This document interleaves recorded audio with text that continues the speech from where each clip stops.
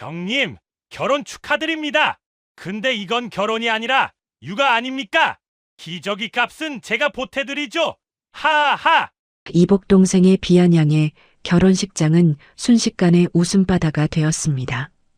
바닥에 주저앉아 멍하니 사탕을 까먹는 신부와 수치심에 입술을 깨무는 신랑.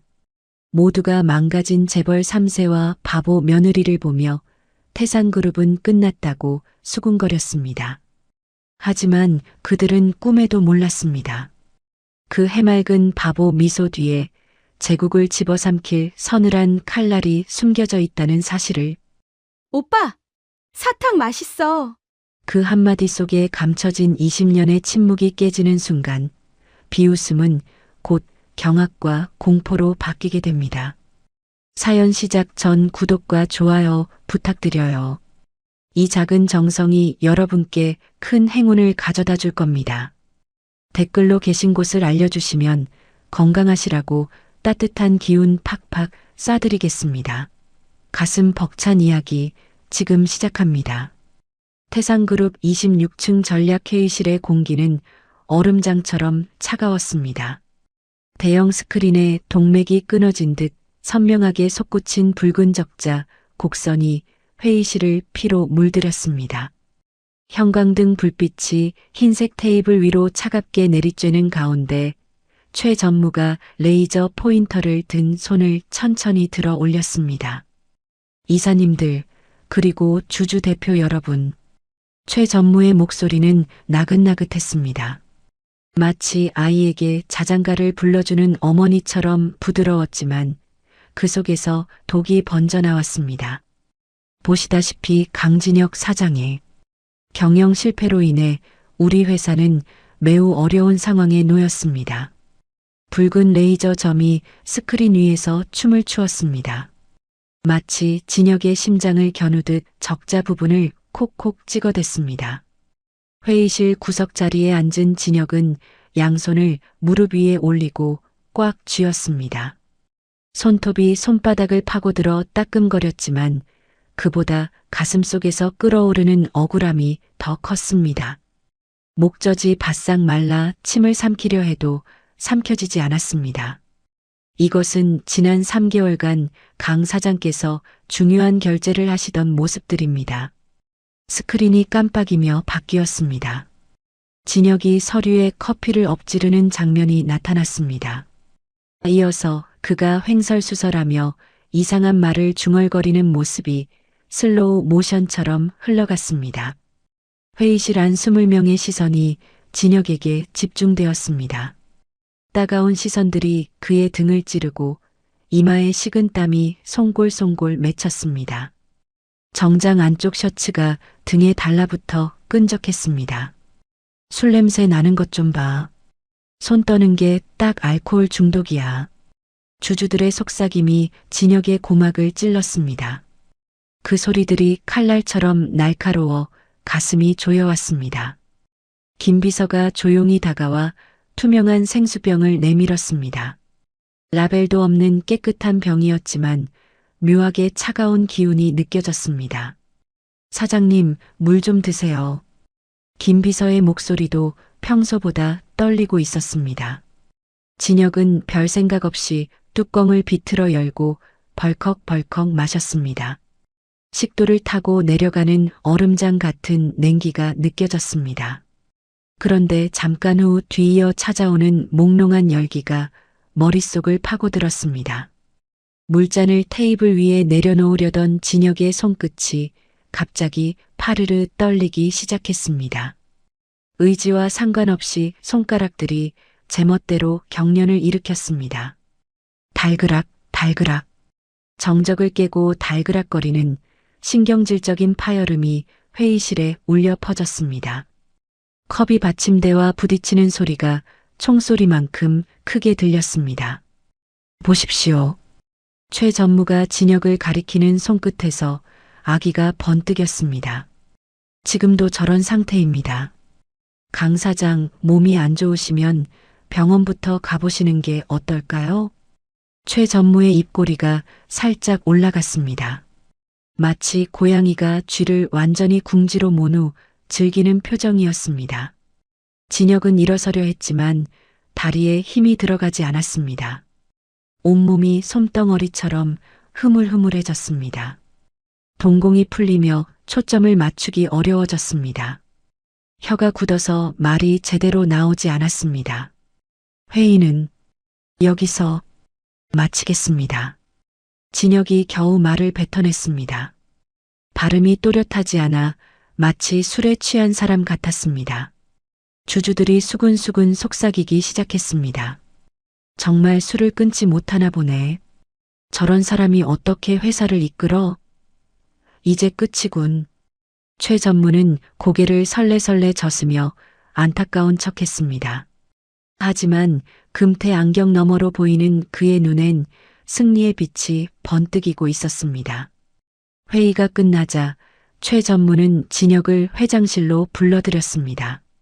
최고급 가죽 냄새가 진동하는 방에서 최 전무가 가죽 의자에 등을 기대며 진혁을 내려다봤습니다. 클래식 음악이 희미하게 흘러나오는 가운데 그의 시선은 얼음보다 차가웠습니다. 강진혁, 이제 현실을 좀 봐야 하지 않겠나? 최 전무가 책상 위의 서류를 정중하게 밀어주었습니다. 움직임 하나하나가 우아했지만 그 안에 담긴 의도는 독사의 혀처럼 차갑고 끈적했습니다. 무슨 말씀이십니까? 진혁이 떨리는 목소리로 대답했습니다. 아직도 머릿속이 뿌옇게 흐려져 있었습니다. 블랙스톤에서 연락이 왔어. 최 전무가 와인잔을 천천히 돌리며 말했습니다. 태상그룹을 인수하고 싶다고 하는군. 하지만 조건이 있지. 현재 경영진으로는 안 된다는 거야. 진혁의 가슴이 철렁 내려앉았습니다. 마치 엘리베이터가 갑자기 추락하는 것 같은 기분이었습니다. 그래서 말인데 할아버지 유언 기억하나? 최 전무의 목소리가 더욱 달콤해졌습니다. 독이 든 꿀처럼 끈적하고 위험했습니다. 고아원 출신 여자와 결혼해서 이미지를 쇄신하라는 거 말이야. 그건 오수정이라는 아이가 있어. 참 착하고 순진한데. 최 전무가 서랍에서 진단서 한 장을 꺼냈습니다. 종이가 바스락거리는 소리가 무덤 속 뼈가루 소리처럼 서늘했습니다. 지능이 7살 수준에 머물러 있다는군. 말기도 잘 못 알아듣고 뭐든 시키는 대로 할 거야. 최 전무가 비릿한 미소를 지으며 진단서를 진혁 앞으로 밀어주었습니다. 그게 오히려 좋지 않겠나? 네가 무슨 짓을 해도 다 받아줄 테니까. 진혁의 주먹이 저절로 쥐어졌습니다. 이 모든 게 자신을 허수아비로 만들려는 치밀한 수작임을 알았지만 당장 반격할 힘이 없었습니다. 입안을 깨물어 피맛이 혀끝에 맴돌았습니다. 시간이 없어. 내일까지 대답해. 최 전무가 손목 시계를 보며 재촉했습니다. 시계 바늘이 째깍거리는 소리가 심장 박동처럼 규칙적이었습니다. 다음 날 진혁은 태상그룹 구내식당으로 향했습니다. 복도를 걸어가는 동안 직원들의 시선과 속삭임이 따라왔습니다. 증기와 소음이 가득한 조리실 앞에서 진혁은 멈춰 섰습니다. 김치찌개 끓는 냄새와 기름 튀기는 소리가 코와 귀를 자극했습니다. 쿵쾅쿵쾅 도마 위에서 칼질하는 소리가 요란했습니다. 그때 한 여자가 커다란 국자를 들고 있다가 그만 뜨거운 국물을 바닥에 엎질렀습니다. 찌개 국물이 튀면서 그녀의 하얀 손등을 적셨습니다. 아야야. 여자가 손을 호호 불었습니다. 화상을 입었을 텐데도 얼굴엔 해맑은 웃음이 떠나지 않았습니다. 마치 아무 일도 없었다는 듯이 희죽희죽 웃고 있었습니다. 수정아, 또 그래. 조심하라고 몇 번을 말했어. 영양사가 짜증스럽게 소리쳤습니다. 목청이 찢어질 듯 높았습니다. 헤헤. 죄송해요. 제가 바보라서. 호호. 수정이라 불린 여자가 고개를 푹 숙였습니다. 목소리도 어눌했고 발음도 정확하지 않았습니다. 화상 입은 손을 입에 대고 호호 불며 어린아이처럼 웃었습니다. 진혁은 깊은 한숨을 내쉬었습니다. 가슴이 답답해져 숨쉬기 어려웠습니다. 정말 바보가 맞는 것 같았습니다. 이런 여자와 평생을 살아야 한다니. 진혁이 고개를 돌려 돌아서려는 바로 그 순간이었습니다. 수정이 화상 입은 손을 찬물에 담그며 순식간에 표정이 180도 바뀌었습니다. 희죽거리던 웃음이 칼로 자른 듯 사라지고 눈빛이 얼음처럼 서늘하게 식었습니다. 마치 전혀 다른 사람의 영혼이 몸 안으로 들어온 것 같았습니다. 수정은 재빨리 주변을 살피더니 주머니에서 동전만한 크기의 초소형 녹음기를 꺼냈습니다. 손가락으로 버튼을 눌러 작동 상태를 확인했습니다. 그 눈빛은 프로킬러처럼 차갑고 예리했습니다. 그리고 다시 순식간에 멍한 바보 표정으로 돌아갔습니다. 진혁은 눈을 비비며 다시 봤지만 수정은 여전히 어린아이 같은 모습이었습니다. 방금 그건 뭐였지? 진혁이 고개를 갸웃했지만 이미 수정은 다른 곳을 보며 딴청을 피우고 있었습니다. 그날 밤 수정의 옥탑방에 양 실장이 찾아왔습니다. 곰팡이 냄새가 나는 좁은 방에 비싼 정장을 입은 그의 모습이 더욱 기괴해 보였습니다. 명품 가죽 구두가 낡은 장판과 마찰하며 삐걱거렸습니다. 수정 양 안녕하세요. 양 실장이 작은 서류 가방에서 계약서를 꺼냈습니다. 종이가 바스락거리는 소리가 옥탑방에 메아리 쳤습니다. 이건 아주 특별한 약속이에요. 결혼 후에도 계속 착한 며느리 신용만 하면 동생 수술비를 모두 대드리겠어요. 수정이 눈을 깜빡이며 서류를 들여다봤습니다. 입을 반쯤 벌리고 침을 흘리는 모습이 정말 지능이 낮아 보였습니다. 어려운 말 몰라요. 이게 뭐예요? 수정이 고개를 갸웃거렸습니다. 목소리가 어린아이처럼 갈라졌습니다. 그냥 착한 며느리로만 살면 돼요. 남편한테 절대 말대꾸하지 말고 시키는 대로만 하세요. 양 실장이 빨간 인주와 함께 손가락 도장을 찍으라며 손을 내밀었습니다.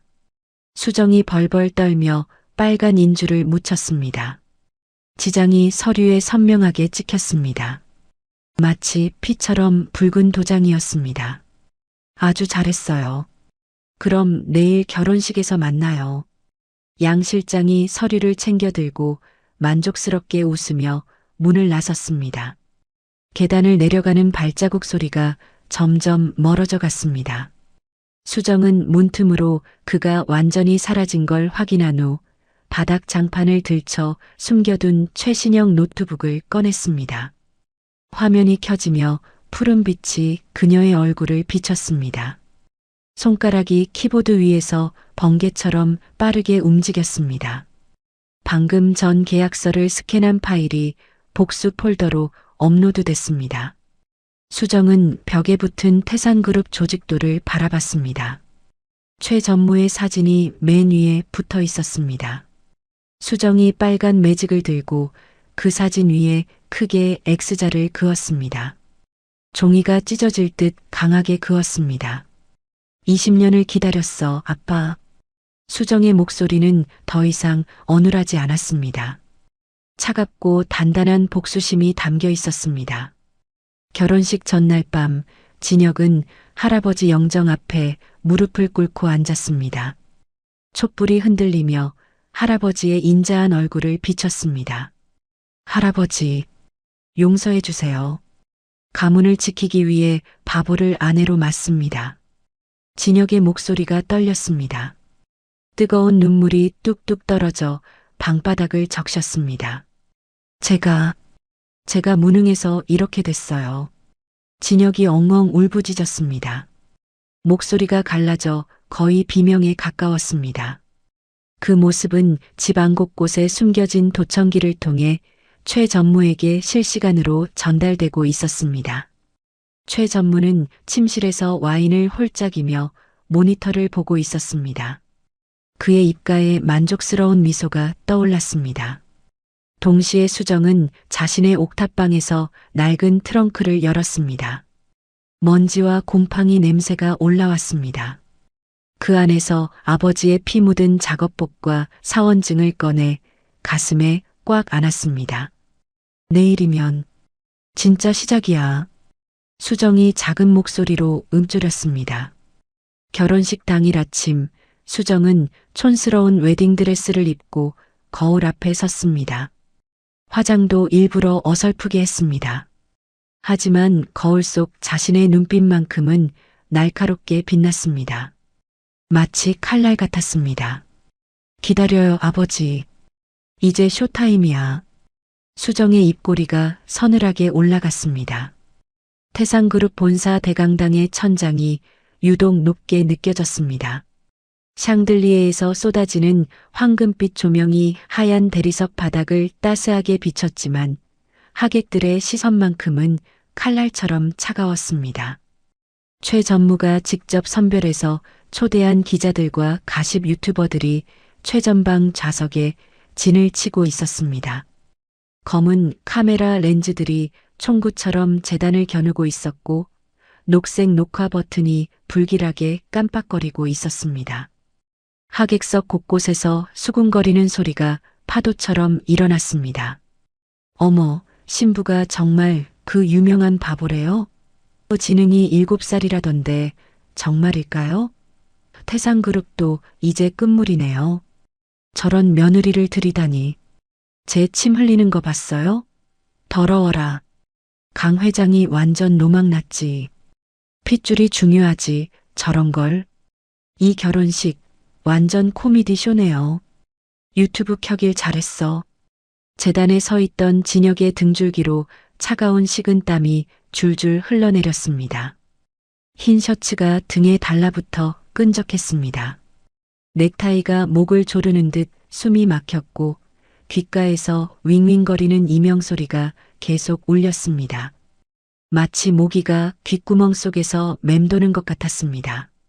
심장이 쿵쾅쿵쾅 뛰어 가슴이 터질 것 같았습니다.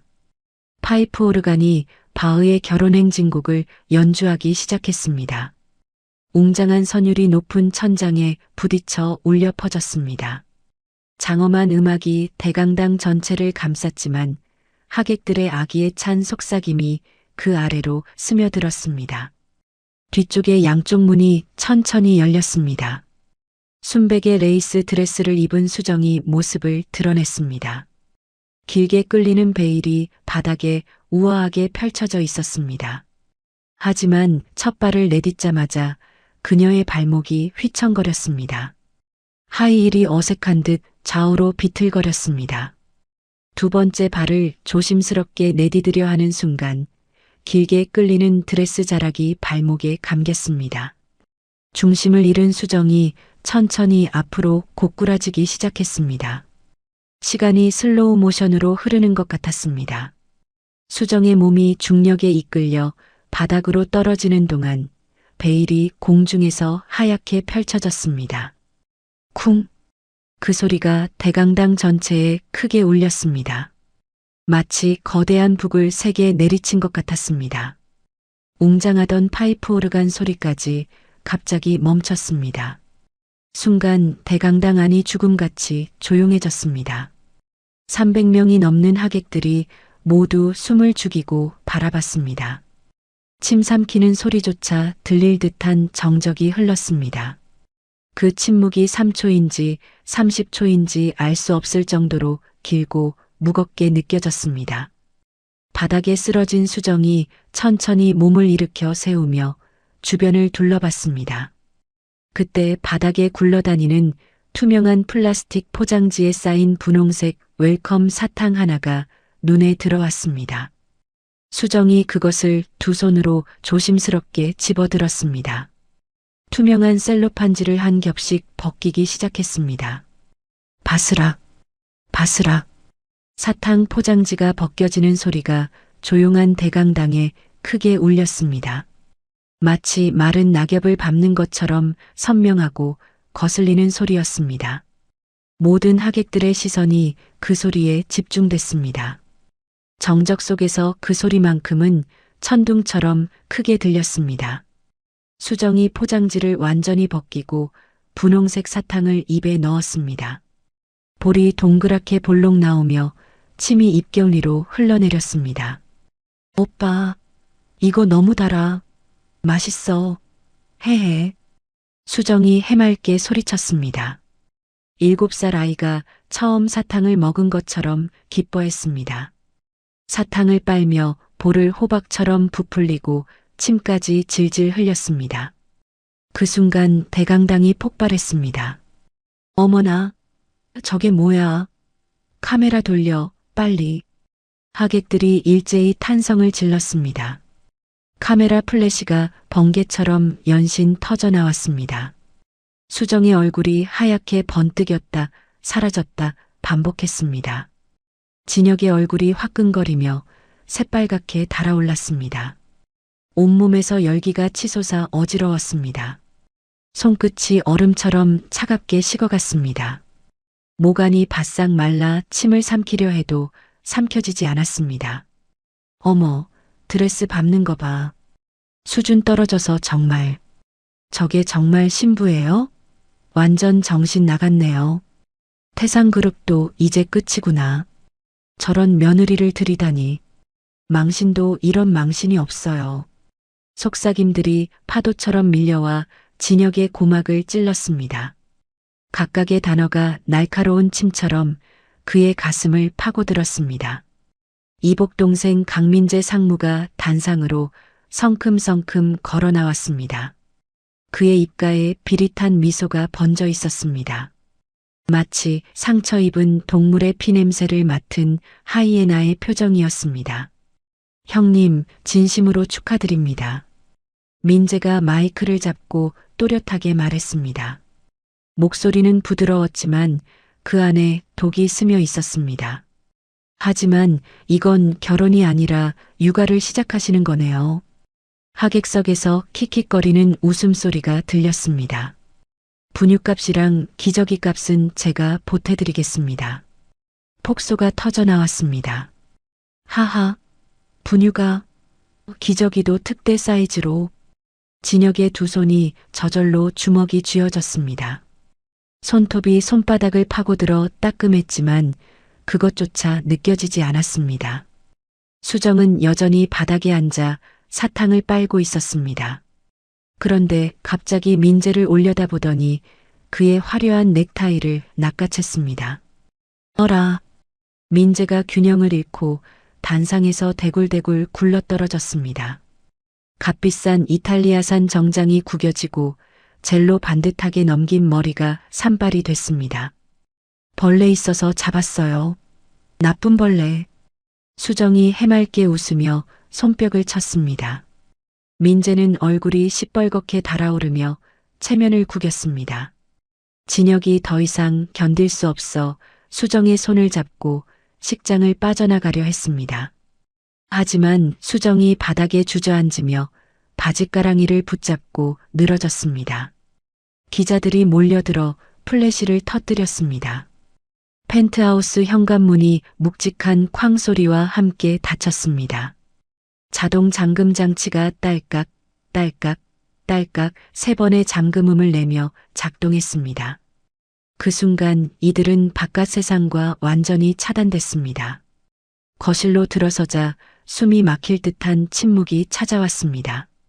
30평은 좋게 되어 보이는 넓은 공간에 시계 초침 소리만 째깍, 째깍, 째깍 규칙적으로 울렸습니다.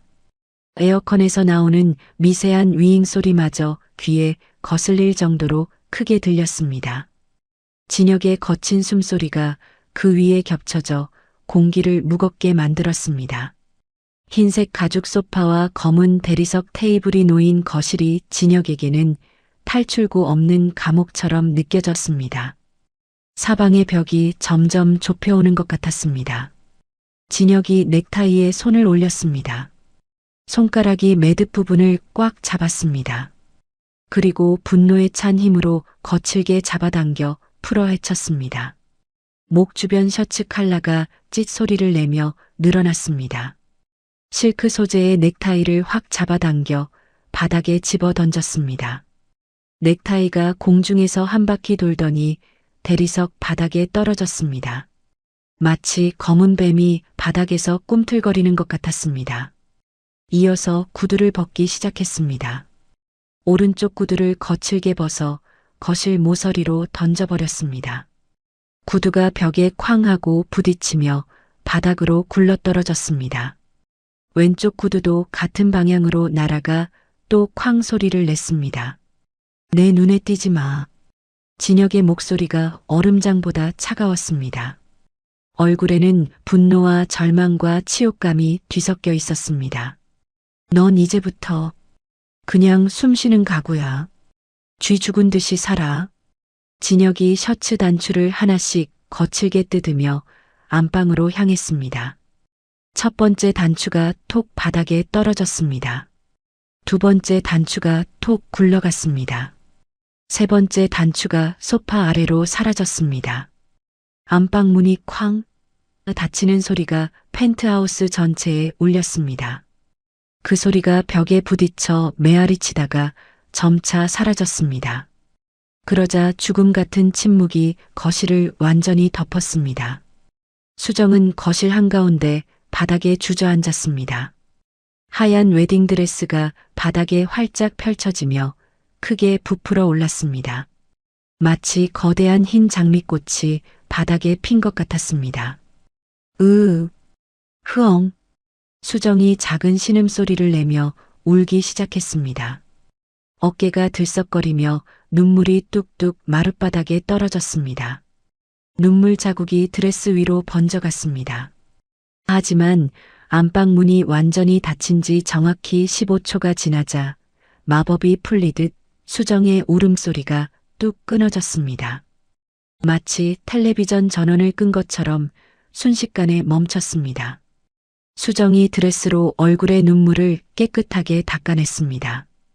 그리고 드레스 안쪽 은밀한 주머니에서 작은 핸드백을 조용히 꺼냈습니다. 그 안에서 동전보다 작은 도청 탐지기를 꺼냈습니다. 검은색 원형 기계에서 빨간 LED 불빛이 위험하게 깜빡거렸습니다. 수정의 눈빛이 순식간에 레이저 포인터처럼 날카로워졌습니다. 방금까지의 모든 어리숙함이 칼로 잘린 듯 사라졌습니다. 대신 차가운 지성과 계산된 냉정함이 그 자리를 완전히 차지했습니다. 다음 날부터 펜트하우스에서는 기묘하고 위험한 이중생활이 본격적으로 시작됐습니다. 매일 오전 정확히 9시에 가사 도우미 김아줌마가 출근했습니다. 50살의 김아줌마는 최 전무가 직접 선발해서 파견한 전문 감시자였습니다.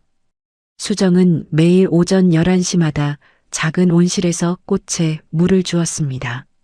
손에 분무기를 들고 붉은 장미와 노란 튤립에 물을 뿌리며 혼자 중얼거렸습니다.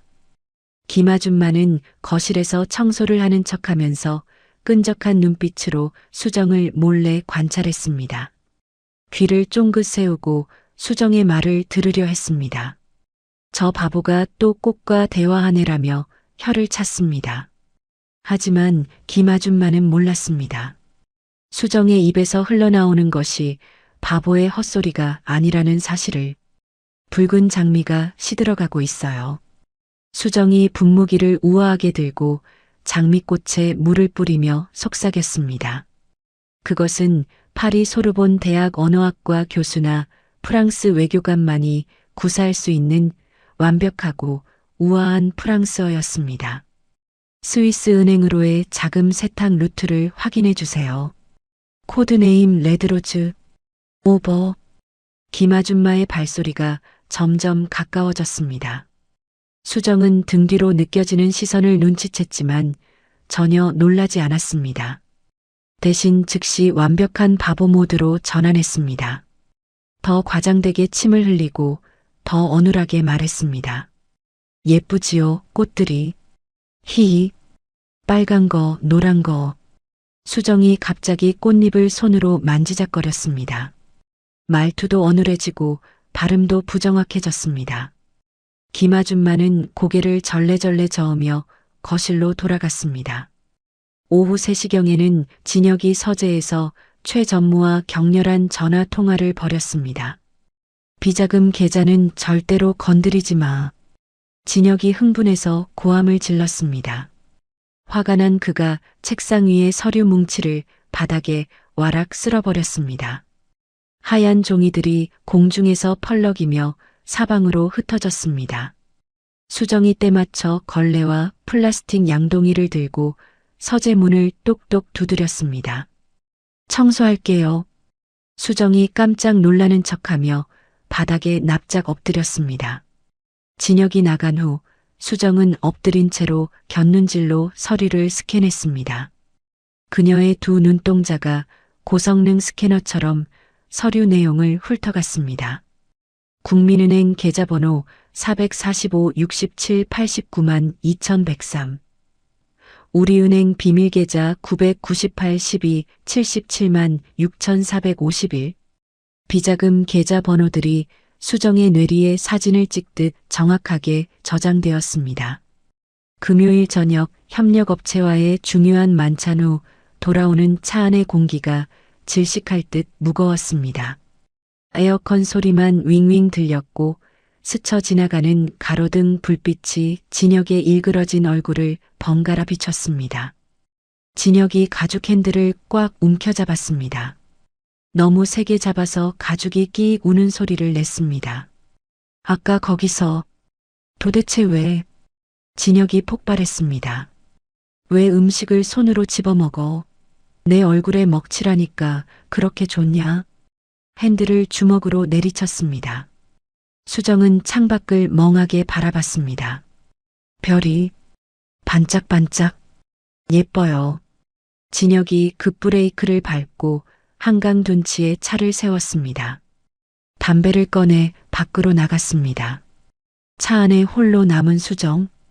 그녀가 예쁘다고 한 건 하늘의 별이 아니었습니다.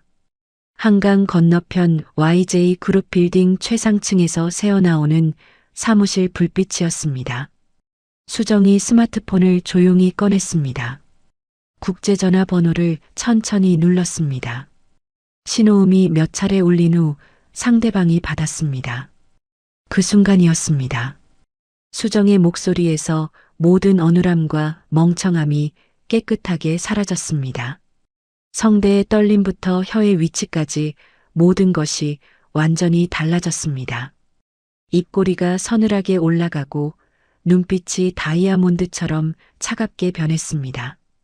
런던 금융가에서나 들을 법한 완벽하게 절제된 영국식 억양이 흘러나왔습니다. 나야 크리스탈. 목소리가 얼음처럼 차갑고 단단했습니다. 타겟을 완전히 확인했어. 늑대가 덫에 완전히 걸렸군. 이제 마지막 단계만 남았어. 차창에 비친 그녀의 모습이 위험한 미소를 짓고 있었습니다. 완벽한 사냥꾼의 표정이었습니다. 밖에서 담배를 피우던 진혁은 아무것도 모른 채 한강을 바라보고 있었습니다. 하지만 이제 진짜 게임이 시작되려 하고 있었습니다. 태상그룹 회장실의 65인치 대형 스크린에서 긴급 뉴스가 흘러나왔습니다. 앵커의 목소리가 차갑고 날카로웠습니다. 진혁은 가죽 의자에 깊숙이 몸을 맡긴 채 손에 크리스털 위스키 잔을 들고 화면을 응시했습니다. 태상그룹 베를린 지사장 한유석 씨가 오늘 오후 긴급 기자회견을 열었습니다. 화면이 바뀌며 베를린의 한 호텔 컨퍼런스룸이 나타났습니다. 수십 명의 기자들 앞에 선 한유석 지사장의 얼굴이 창백했습니다. 그의 손이 떨리며 준비된 원고를 펼쳤습니다. 종이가 바스락거리는 소리까지 마이크에 잡혔습니다. 저는 오랫동안 양심의 가책을 느껴왔습니다. 한유석이 목소리를 떨며 말하기 시작했습니다. 강진혁 사장의 강압과 협박에 못 이겨 회계 장부를 조작했습니다. 더 이상 침묵할 수 없어 이 자리에 섰습니다. 진혁이 손에 들고 있던 위스키 잔이 파르르 떨렸습니다. 얼굴이 하얗게 질려가며 입술이 파르스름하게 변했습니다. 입술이 바짝 말라 갈라져 하얀 각질이 일어났습니다. 화면 속 한유석이 계속 폭탄 선언을 이어갔습니다. 비자금 조성, 해외 계좌 개설, 모든 것이 강진혁 사장의 지시였습니다. 저는 단지 시키는 대로 했을 뿐입니다. 바로 그 순간 진혁의 휴대폰이 윙윙 진동하며 울렸습니다.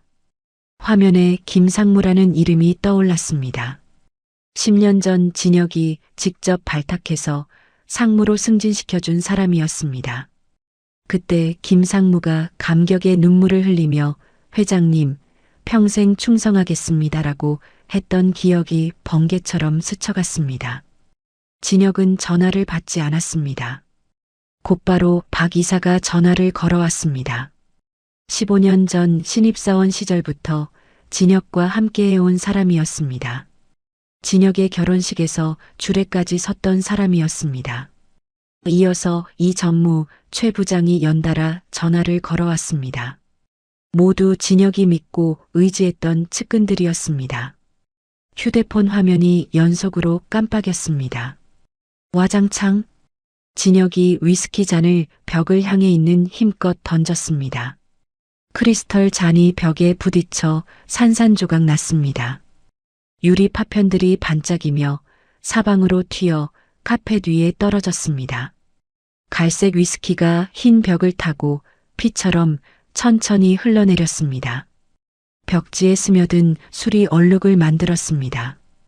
이 미친, 이 배신자들. 진혁이 책상을 주먹으로 내리쳤습니다. 펜꽂이가 넘어지며 펜들이 바닥으로 굴러떨어졌습니다. 만년필, 볼펜, 사인펜들이 딱딱한 마룻바닥을 굴러다녔습니다. 휴대폰을 서랍 안으로 집어던졌습니다. 하지만 진동 소리는 멈추지 않았습니다. 서랍 안에서 윙윙윙 울리는 진동이 마치 진혁의 심장을 긁는 것 같았습니다. 그 소리가 머릿속에서 계속 맴돌았습니다. 20년, 15년, 10년을 함께한 사람들이 한순간에 등을 돌린 현실이 가슴을 짓눌렀습니다. 다 한통속이었어. 진혁이 허공을 바라보며 혼잣말을 했습니다. 목소리가 갈라져 나왔습니다. 20년을 함께 일했는데 20년을.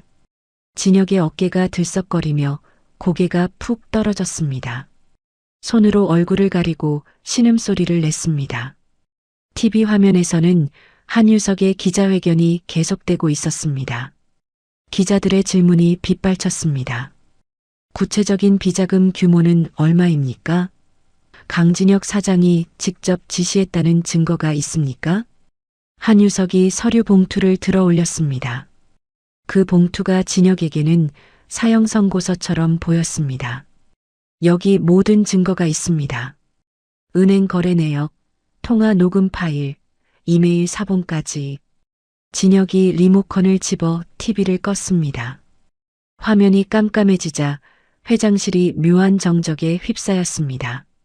벽시계의 초침 소리만 째깍 째깍 울렸습니다. 서랍 속 휴대폰의 진동 소리도 점점 약해져 갔습니다. 밤 11시가 넘어 진혁이 펜트하우스 현관문을 비틀거리며 열었습니다. 복도에 짙은 술 냄새가 퍼져나갔습니다. 위스키와 맥주가 뒤섞인 냄새였습니다. 정장 재킷은 어디서 잃어버렸는지 보이지 않았고 흰 셔츠는 구겨져 있었습니다.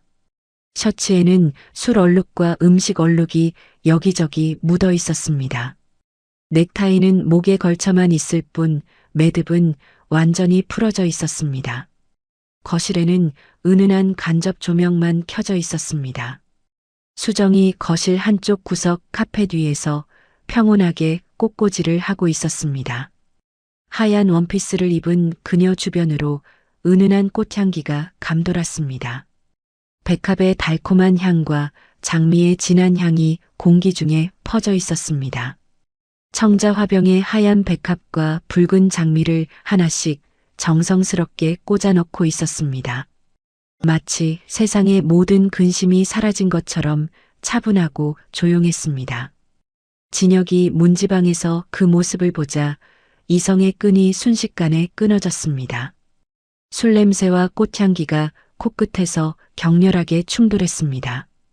혈관이 터질 듯 머리가 띵했습니다. 관자놀이가 쿵쿵 뛰었습니다. 뭐 하는 거야? 진혁의 목소리가 지옥에서 올라온 것처럼 낮고 위험했습니다. 수정이 깜짝 놀란 표정으로 고개를 들었습니다. 백합 한 송이를 손에 든 채 무죄한 아이처럼 눈을 깜빡였습니다. 꽃꽂이해요. 예뻐서. 수정이 순진무구한 목소리로 대답했습니다. 내 세상이 무너지고 있는데. 진혁이 목청이 터질 듯 소리쳤습니다.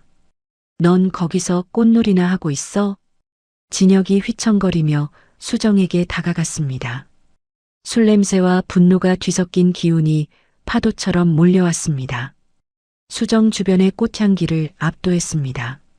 저 몰라요.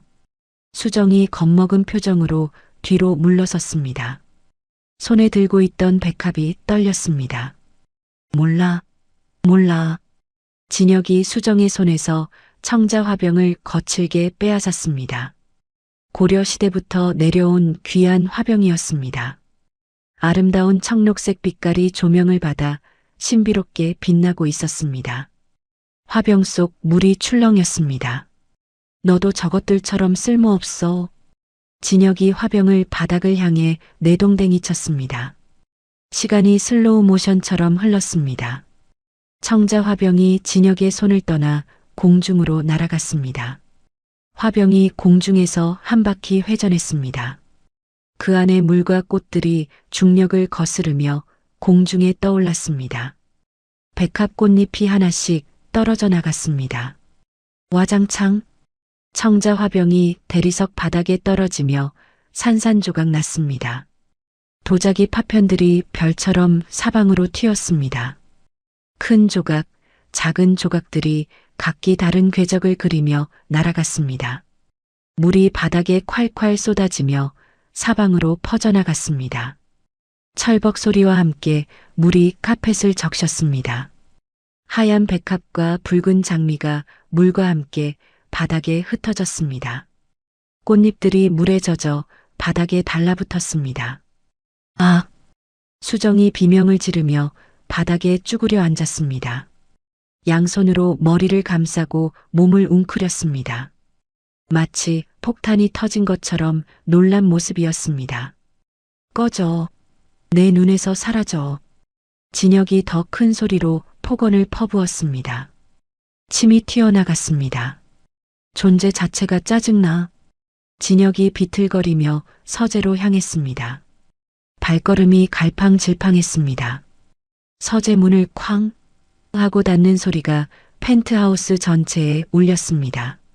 문짝이 흔들리며 덜걱거렸습니다.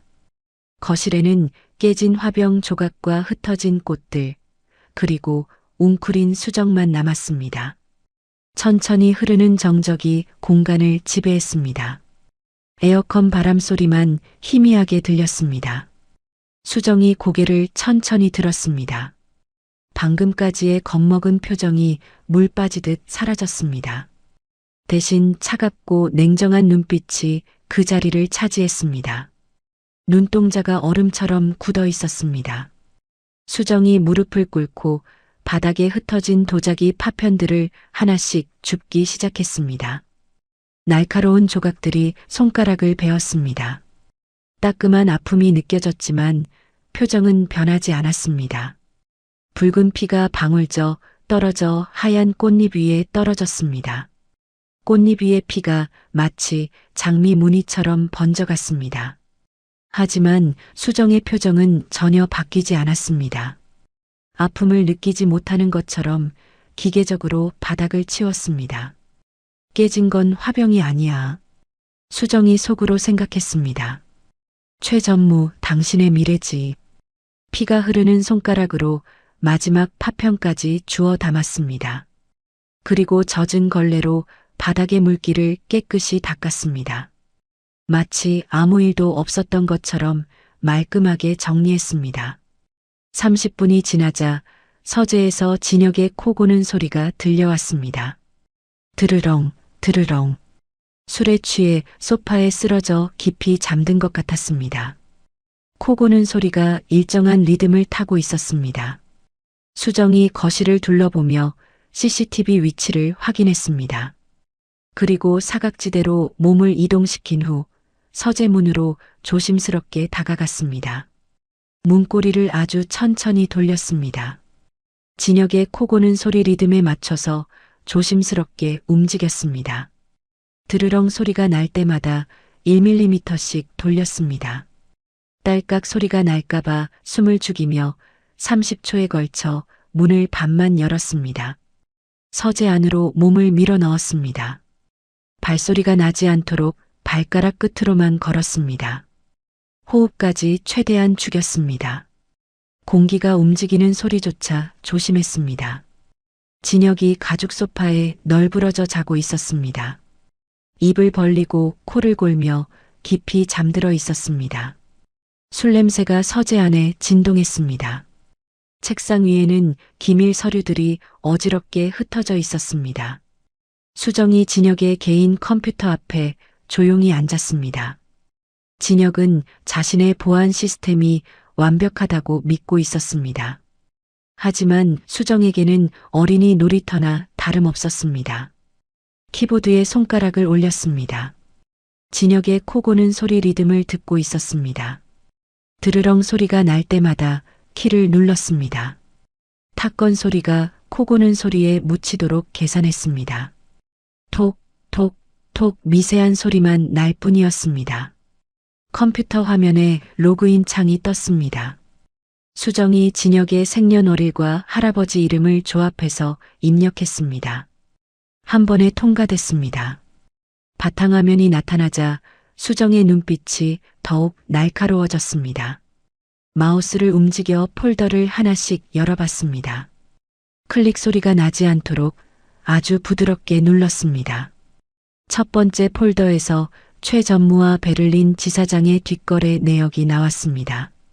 위조 계약서 제작비 50만 유로, 입마금 자금 100만 달러, 허위 증언료 30만 달러라는 항목들이 빼곡했습니다. 수정이 화면을 보며 속으로 생각했습니다. 이 돈이면 작은 나라 하나는 살 수 있겠군. 두 번째 폴더에서는 한유라라는 여자의 차명 계좌 정보가 발견됐습니다. 스위스 은행에 개설된 비밀 계좌였습니다. 최 전무가 진혁 곁에 심어놓은 내연녀 겸 스파이였습니다. 매달 500만 원씩 정기 송금 기록이 있었습니다. 세 번째 폴더에는 조작된 회계 장부 원본이 들어 있었습니다. 진짜 숫자와 가짜 숫자가 나란히 적혀 있었습니다. 실제 매출 3천억이 5천억으로 부풀려져 있었습니다. 이런 식으로 주가를 조작했군. 수정이 작은 이어셋을 귀에 꽂았습니다. 그리고 특수번호로 전화를 걸었습니다. 진혁의 코 고는 소리가 계속 들렸습니다. 아폴로 나야. 그녀의 입에서 유창한 독일어가 속삭이듯 튀어나왔습니다. 베를린 쪽 상황은 어때? 한유석이 입을 연 건 확실해? 상대방이 뭔가 대답했습니다. 수정이 고개를 끄덕였습니다. 좋아. 그럼 이제 역공을 시작할 시간이야. 수정이 다시 영어로 말을 이어갔습니다. 완벽한 런던 억양이었습니다. 스위스 은행 계좌 추적 완료했어. 내일 아침까지 모든 자금 흐름을 파악해줘. 30분 동안 조용한 통화가 이어졌습니다. 진혁은 여전히 규칙적으로 코를 골며 자고 있었습니다. 수정이 주머니에서 캡슐형 초소형 메모리 칩을 꺼냈습니다. 컴퓨터에 꽂고 모든 파일을 복사했습니다. 진행률이 천천히 올라갔습니다. 50%, 70%, 90%, 99%에 도달했을 때 진혁이 갑자기 몸을 뒤척였습니다. 수정이 숨을 완전히 멈췄습니다. 심장이 멈춘 것 같았습니다. 하지만 진혁은 다시 깊은 잠에 빠졌습니다. 코 고는 소리가 다시 규칙적으로 들렸습니다. 100% 완료.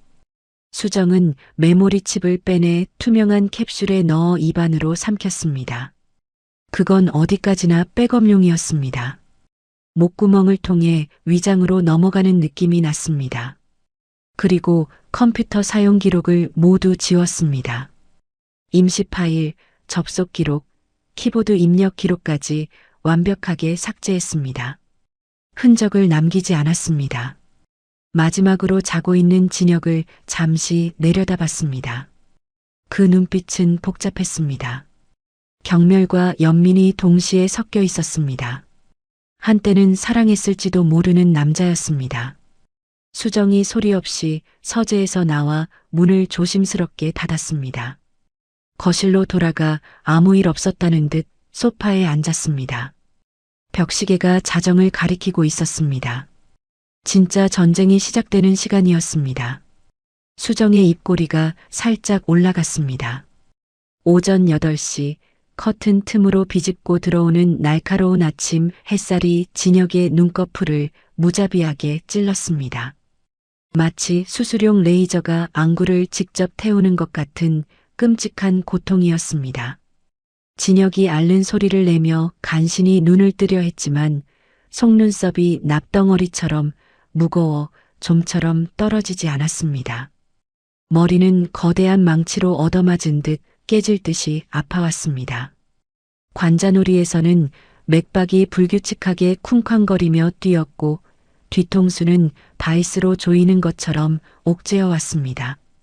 입안은 사막의 모래폭풍이 휩쓸고 지나간 것처럼 바짝 말라 비틀어져 있었습니다. 혀는 사포처럼 거칠었고 목구멍 안쪽에는 쓴 담즙 맛이 역하게 올라왔습니다. 위스키와 맥주 그리고 절망이 뒤섞인 역겨운 냄새가 날숨을 쉴 때마다 코를 찔렀습니다. 진혁이 떨리는 팔로 소파를 짚고 상체를 일으켰습니다. 흐릿한 시야가 서서히 돌아오자 그의 등골을 타고 서늘한 소름이 돋아났습니다. 어젯밤 자신이 미친 듯이 집어던져 산산조각 냈던 화병과 사방으로 튀었던 꽃잎들, 바닥을 흥건하게 적셨던 무릉덩이가 거짓말처럼 사라져 있었습니다. 대리석 바닥은 먼지 하나 없이 거울처럼 반짝거렸고 흩어졌던 서류들은 칼같이 정리되어 있었습니다. 마치 어젯밤의 난동이 지독한 악몽이었던 것처럼 거실은 소름 끼칠 정도로 완벽하게 정돈되어 있었습니다. 오직 화병이 놓여 있던 자리만이 이가 빠진 것처럼 공허하게 비어 있어 어제의 일이 현실이었음을 증명하고 있었습니다. 그 빈 공간이 주는 압박감이 진혁의 가슴을 거대한 바위처럼 짓눌렀습니다. 진혁이 식은땀이 흐르는 손으로 리모컨을 집어들었습니다. 전원 버튼을 누르자마자 뉴스 앵커의 무미건조하고 차가운 목소리가 거실의 정적을 찢어발겼습니다. 속보입니다. 태상그룹의 후계자 강진혁 사장의 마약 투약 의혹이 제기되어 검찰이 내사에 착수했습니다. 화면에 진혁의 사진이 대문짝만하게 떴습니다. 술에 취해 눈이 풀린 채 비틀거리는 모습이었습니다. 언제, 어디서 찍혔는지 기억조차 나지 않는 사진이었습니다. 익명의 제보자가 공개한 영상에 따르면 강 사장은 지난 3개월간 펜트하우스에서 상습적으로 향정신성 약물을 투약한 것으로 보이며 진혁의 손에서 리모컨이 힘없이 미끄러졌습니다. 툭 하는 소리와 함께 리모컨이 카펫 위를 굴렀고 건전지가 튀어나와 바닥을 뱅글뱅글 돌았습니다. 이번 사건으로 주주들의 분노가 극에 달해 경영진 교체는 불가피할 것으로 진혁은 소파 깊숙이 몸을 파묻었습니다. 손가락 하나 까딱할 힘조차 남아있지 않았습니다. 억울하다고 소리치고 싶었지만 목소리가 나오지 않았습니다.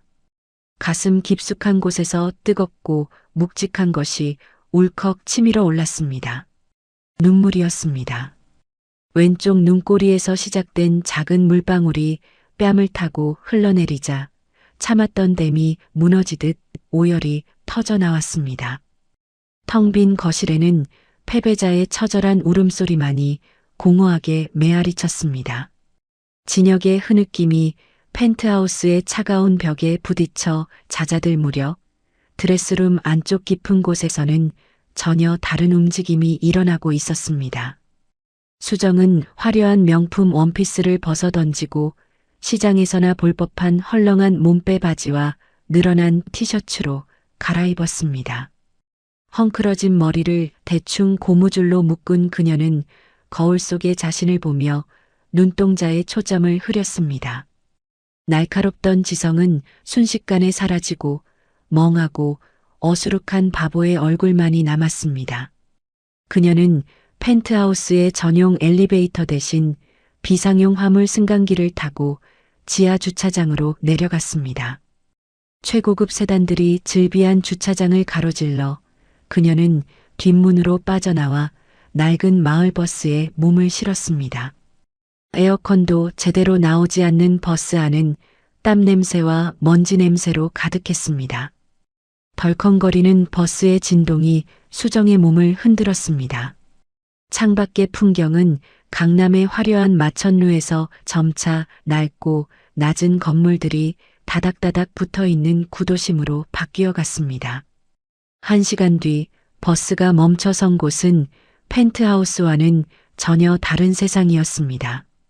오후 2시의 재래시장은 삶의 비린내와 활기로 펄떡이고 있었습니다. 생선 장수의 우렁찬 목소리가 골목 끝까지 쩌렁쩌렁 울렸습니다. 자, 골라요 골라. 오늘 새벽에 들어온 고등어가 왔어요. 튀김집에 기름 끓는 소리, 떡 방앗간에 기계 돌아가는 소리, 흥정하는 사람들의 고함이 뒤섞여 귀가 먹먹할 정도였습니다. 그 시끌벅적한 인파 속으로 완전히 다른 사람이 된 수정이 섞여 들어갔습니다. 한쪽 다리를 살짝 절뚝이며 걷는 그녀의 입가에는 침이 번들거렸습니다. 호떡 가게 앞을 지날 때였습니다. 수정이 걸음을 멈추고 김이 모락모락 나는 호떡 판을 뚫어지게 쳐다봤습니다. 호떡? 호떡 사줘. 수정이 5살 아이처럼 발을 동동 구르며 소리쳤습니다. 침이 튀었고 지나가던 행인들이 눈살을 찌푸리며 그녀를 피해갔습니다. 어휴, 저 모자란 새댁 또 왔네. 쯧쯧, 멀쩡하게 생겨가지고 안타까워서 원. 호떡 장수 아저씨가 익숙한 듯 종이컵에 호떡을 담아주자 수정은 해맑게 웃으며 그것을 받아들었습니다. 뜨거운 호떡을 허겁지겁 베어 물며 그녀는 시장 안쪽의 좁고 어두운 골목으로 향했습니다. 골목 끝자락 페인트 칠이 벗겨진 낡은 간판이 삐걱거리는 욕쟁이 할머니 순대국밥집이 있었습니다. 문을 열고 들어서자 쿰쿰한 돼지 냄새와 구수한 국물 냄새가 확 풍겨왔습니다. 점심시간이 지났는데도 가게 안은 사람들로 북적였습니다. 주방에서는 백발의 할머니가 국자를 휘두르며 소리치고 있었습니다. 야, 이놈들아. 국물 좀 그만 달라고 해. 육수 말라 비틀어지겠다. 수정이 들어서자 할머니의 눈길이 잠시 머물렀습니다. 저 칠칠 맞은 물건 또 왔네. 야, 구석에 처박혀서 조용히 처먹고 가. 할머니의 입은 거칠었지만 수정과 눈이 마주친 0.1초의 순간 그 눈동자 깊은 곳에서 면도날 같은 예리함이 번뜩였습니다. 그녀는 과거 태상그룹 정보팀을 이끌었던 전설적인 인물이었으나 최 전무에게 숙청당한 뒤 이곳에 숨어 지내고 있었습니다. 수정이 구석자리에 쭈그리고 앉아 어눌하게 주문했습니다.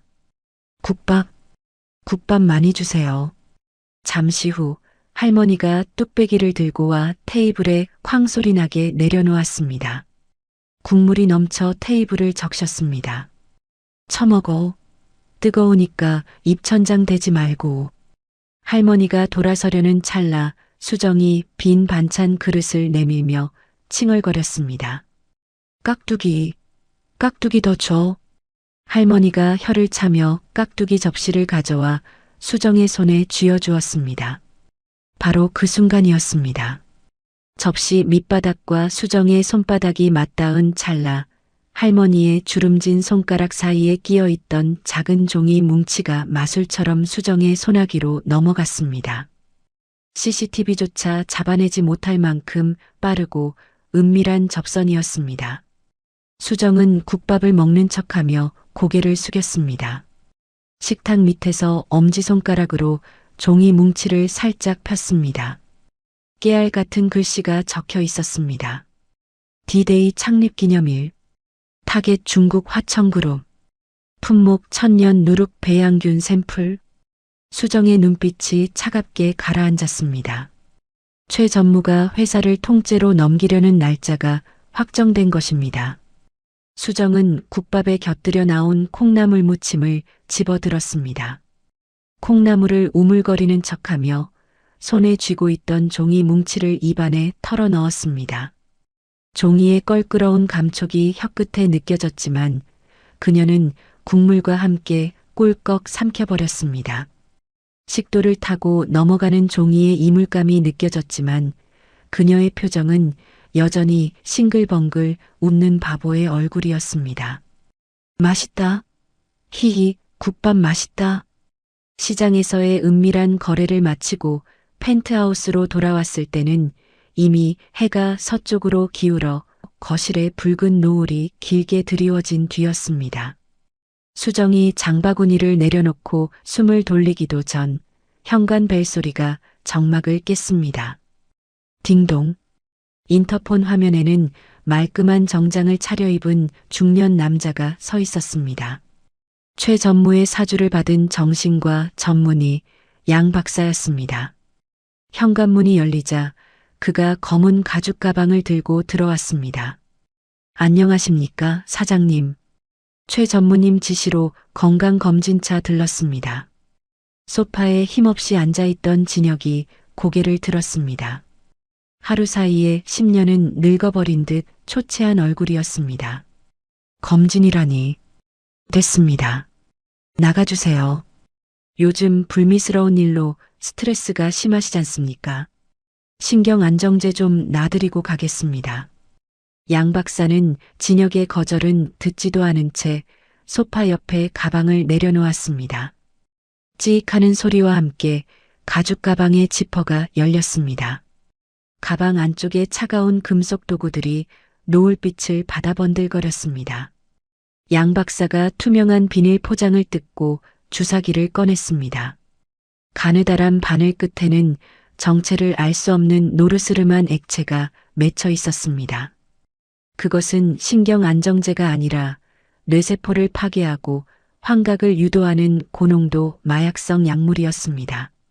자, 팔 좀 걷어주시죠. 따끔합니다. 진혁은 거부하고 싶었지만 며칠간 이어진 약물 투여로 인해 몸이 말을 듣지 않았습니다. 그가 힘없이 셔츠 소매를 걷어 올리자 양 박사의 입가에 비릿한 미소가 스쳤습니다. 주사 바늘이 진혁의 푸른 정맥을 향해 천천히, 아주 천천히 다가갔습니다. 진혁은 공포에 질려 눈을 질끈 감았습니다. 바늘이 피부에 닿기 직전이었습니다. 의사놀이, 의사놀이. 거실 구석에서 튀어나온 수정이 괴성을 지르며 양 박사에게 몸을 날렸습니다. 나도 주사 놓을래. 나도. 수정은 양팔을 휘두르며 양 박사의 팔을 정확하게 가격했습니다. 으악, 이 미친 여자가. 탁하는 타격음과 함께 양 박사의 손에서 주사기가 튕겨나갔습니다. 주사기는 공중에서 빙글빙글 돌다가 대리석 바닥에 곤두박질 쳤습니다. 챙그랑. 유리 실린더가 산산조각 나면서 노란 액체가 사방으로 튀었습니다. 독하고 매캐한 약품 냄새가 순식간에 거실을 장악했습니다. 병원 소독약 냄새보다 훨씬 더 역하고 기분 나쁜 향이었습니다. 아이고, 이게 얼마짜린데. 양 박사가 사색이 되어 소리쳤습니다. 수정은 바닥에 납작 엎드려 울상을 지었습니다. 엉엉, 깨졌다. 장난감이 깨졌어. 수정은 엉엉 우는 척하며 주머니에서 하얀 손수건을 꺼냈습니다. 바닥에 쏟아진 약물을 닦아내는 척하며 손수건으로 액체를 꾹꾹 눌러 흡수시켰습니다. 손목을 교묘하게 비틀어 유리 조각 사이에 고인 원액까지 알뜰하게 챙기는 그녀의 손놀림은 마술자처럼 빨랐습니다. 비켜요. 손 베입니다. 양 박사가 수정을 거칠게 밀쳐냈지만 이미 필요한 샘플은 수정의 주머니 속으로 들어간 뒤였습니다. 양 박사는 깨진 주사기를 허둥지둥 가방에 쓸어 담으며 진역을 노려봤습니다. 부인 단속 좀 잘하십시오. 다음에 다시 오겠습니다. 양 박사가 도망치듯 현관을 나가자 거실에는 다시 무거운 침묵이 내려앉았습니다.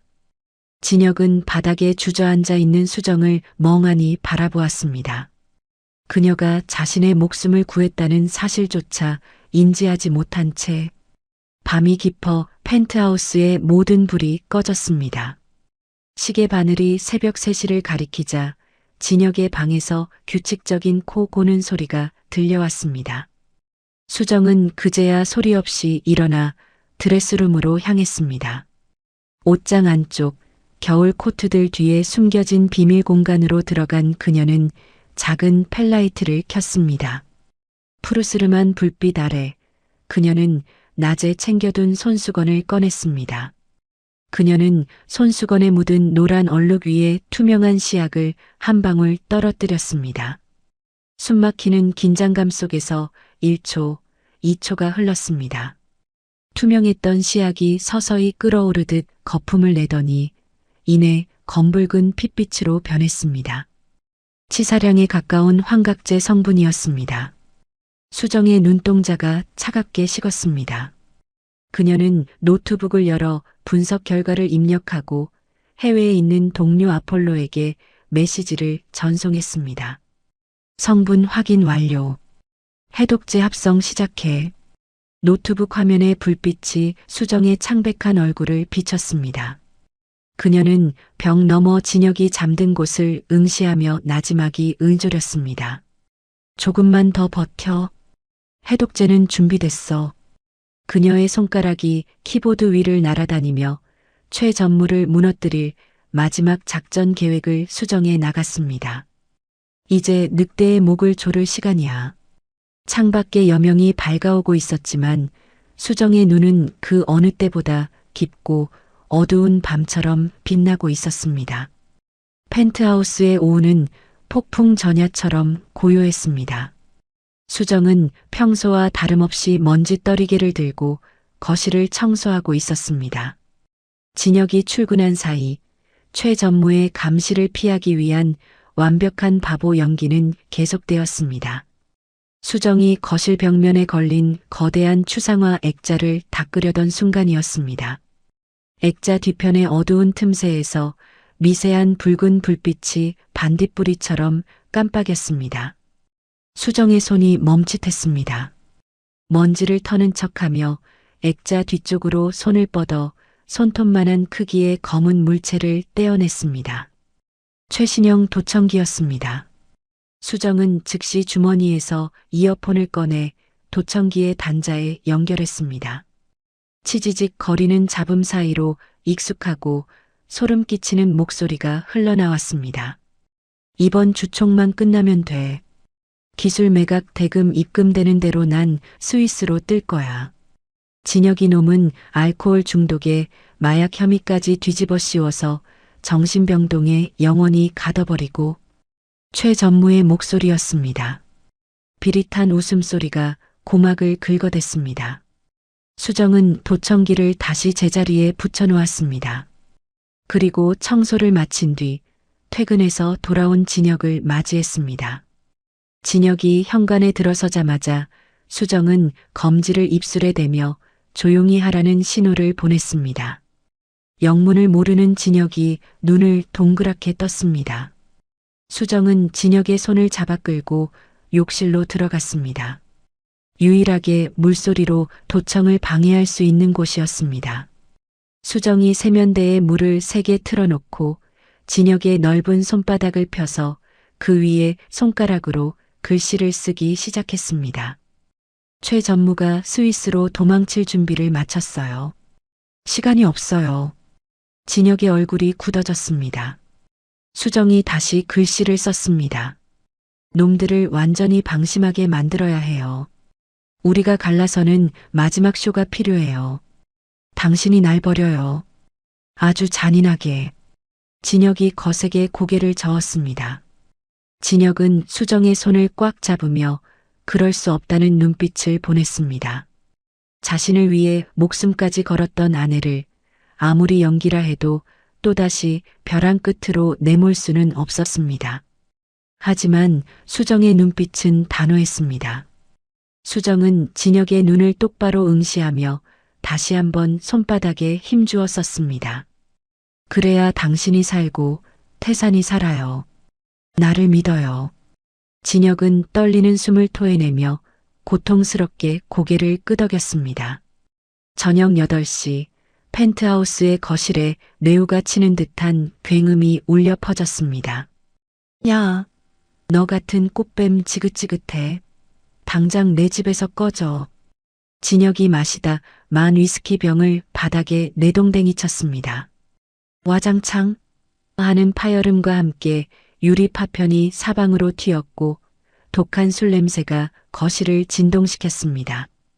진혁의 얼굴은 붉게 달아올라 있었고 목에는 핏대가 섰습니다. 그는 마치 이성을 잃은 야수처럼 날뛰었습니다. 오빠, 여보, 왜 그래요? 내가 잘못했어요. 수정이 바닥에 납작 엎드려 진혁의 다리를 붙잡고 매달렸습니다. 수정의 얼굴은 눈물과 콧물로 엉망이 되어 있었습니다. 머리카락은 산발이 되었고 하얀 원피스는 바닥에 쏟아진 술에 젖어 얼룩덜룩해졌습니다. 잘못? 네가 뭘 잘못했는지 알기나 해? 돈 때문에 나한테 접근한 거 누가 모를 줄 알아. 진혁이 수정의 손을 거칠게 뿌리쳤습니다. 수정이 뒤로 벌러덩 낮아빠졌습니다. 하지만 수정은 다시 기어와서 진혁의 바짓가랑이를 잡았습니다. 버리지 마세요. 제발 버리지 마세요. 저 갈 데도 없어요. 수정의 울음소리가 처절하게 거실을 울렸습니다. 누가 봐도 남편에게 버림받는 비참한 아내의 모습이었습니다. 그 시각 펜트하우스 내부 상황을 모니터로 지켜보고 있던 최 전무는 샴페인 잔을 들어 올렸습니다. 하하, 꼴 좋다. 드디어 저 멍청한 것들이 자멸하는구나. 최 전무의 옆에 있던 아들 강민재 상무도 킬킬거렸습니다. 어머니, 진혁이 형 연기 좀 하는데요. 저렇게 독하게 나올 줄은 몰랐습니다. 독한 게 아니야. 약 기운 때문에 미쳐 날뛰는 거지. 아주 계획대로 잘 돌아가고 있어. 최 전무는 화면 속에서 짐승처럼 울부짖는 진혁과 바닥을 기어다니는 수정을 보며 승리의 미소를 지었습니다. 다시 펜트하우스 거실. 진혁이 수정을 일으켜 세우려는 듯 멱살을 잡았습니다. 이거 안 나? 징그러우니까 만지지 말라고. 진혁이 수정의 멱살을 잡고 흔들었습니다. 두 사람의 얼굴이 스칠 듯 가까워진 그 찰나의 순간 시간이 멈춘 듯 느리게 흘러갔습니다. 진혁의 눈동자가 고통스럽게 흔들렸습니다. 진혁은 수정의 귀에 들릴 듯 말 듯 한 작은 목소리로 속삭였습니다. 미안해. 정말 미안해. 진혁의 오른손 소매 안쪽에서 차가운 금속성의 물체가 미끄러져 나왔습니다. 엄지손가락만한 초소형 USB였습니다. 그 USB는 중력을 따라 떨어지다가 멱살을 잡힌 수정의 옷깃을 스치고 아래에서 기다리고 있던 수정의 왼손바닥 안으로 정확하게 떨어졌습니다. 수정은 순식간에 주먹을 쥐어 USB를 숨겼습니다. CCTV의 사각지대를 완벽하게 계산한 마술 같은 손놀림이었습니다. 꺼져버려. 진혁이 수정을 현관 쪽으로 거칠게 밀쳤습니다. 수정은 바닥을 구르며 현관문 밖으로 튕겨나갔습니다. 다시는 내 눈앞에 나타나지 마. 진혁이 수정의 낡은 트렁크 가방을 복도로 집어 던졌습니다. 가방이 벽에 부딪혀 쾅 소리를 냈습니다. 현관문이 닫히는 굉음이 복도를 울렸습니다. 태상그룹 본사 로비 밖에는 억수 같은 가을비가 쏟아지고 있었습니다. 경비원들에게 양팔을 붙들려 질질 끌려 나온 수정은 빗속으로 내동댕이 쳐졌습니다. 이거 놓으세요. 저 안 나갈 거예요. 수정이 발버둥 쳤지만 건장한 경비원들은 가차 없었습니다. 수정은 차가운 아스팔트 바닥에 주저앉았습니다.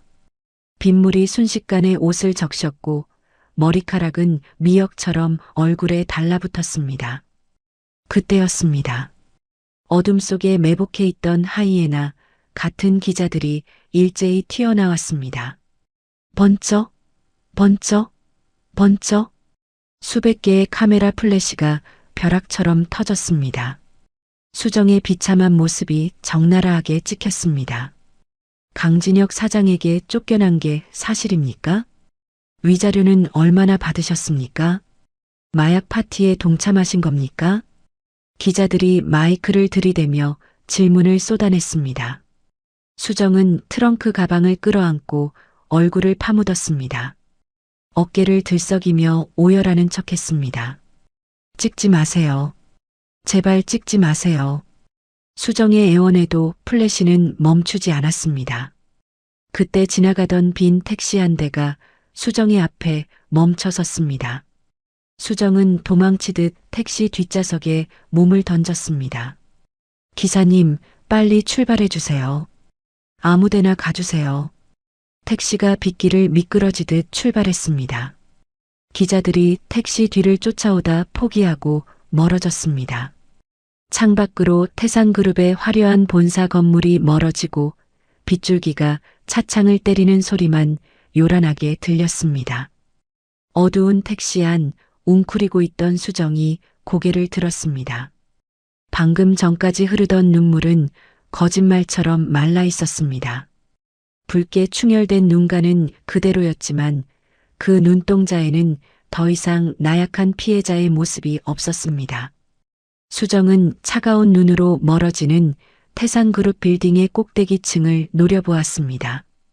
그곳에는 최 전무가 승리의 도취에 있을 것이었습니다. 웃어도 그게 마지막 웃음이 될 테니까. 수정이 입술을 깨물었습니다. 1시간 뒤 택시는 서울 변두리의 허름한 모텔촌에 멈췄습니다. 낡은 네온 사인이 지지직거리며 위태롭게 깜빡이는 곳이었습니다. 곰팡이 냄새가 나는 좁은 모텔방에 들어선 수정은 젖은 옷을 벗어 던지고 편안한 검은색 후드티로 갈아입었습니다. 그녀는 침대 위에 낡은 트렁크를 올리고 열었습니다. 겉보기엔 평범한 옷가지들이 들어있었지만 바닥을 드러내자 최첨단 고성능 서버 장비와 위성 안테나가 모습을 드러냈습니다. 수정은 익숙한 손놀림으로 장비들을 세팅했습니다. 모텔방의 낡은 벽지 위로 푸른색 LED 불빛들이 명멸하기 시작했습니다. 수정은 주머니에서 진혁이 건네준 USB를 꺼냈습니다. 진혁이 목숨을 걸고 빼돌린 최 전무의 모든 치부가 담긴 결정적인 증거였습니다. 수정이 USB를 서버 포트에 꽂았습니다. 화면에 붉은색 로딩바가 나타났습니다. 시스템 접속, 암호 해독 중, 접속 성공, 최 전무 비자금 장부 파일 로드 완료. 수정의 손가락이 키보드 위를 춤추듯 날아다녔습니다. 화면에는 스위스 은행 계좌 내역, 유령 회사 명단, 불법 로비 자금 리스트가 폭포수처럼 쏟아져 내렸습니다. 수정은 이 모든 데이터를 정리하여 월가에 있는 자신의 동료들에게 전송했습니다. 작전명 타이탄. 전 세계 금융망에 최 전무의 불법 자금 블랙리스트 등재 요청. 자금 동결 시작. 모텔 방 벽면에는 어느새 수정이 그린 복잡한 작전 지도가 붙어 있었습니다. 최전무, 강민재, 양 박사, 그리고 그들을 돕는 부패한 세력들을 일망타진할 거미줄 같은 덫이 완성되었습니다. 창밖에는 여전히 비가 쏟아지고 있었지만 새벽이 가까워 오고 있었습니다. 수정은 화장대 거울 앞에 앉았습니다.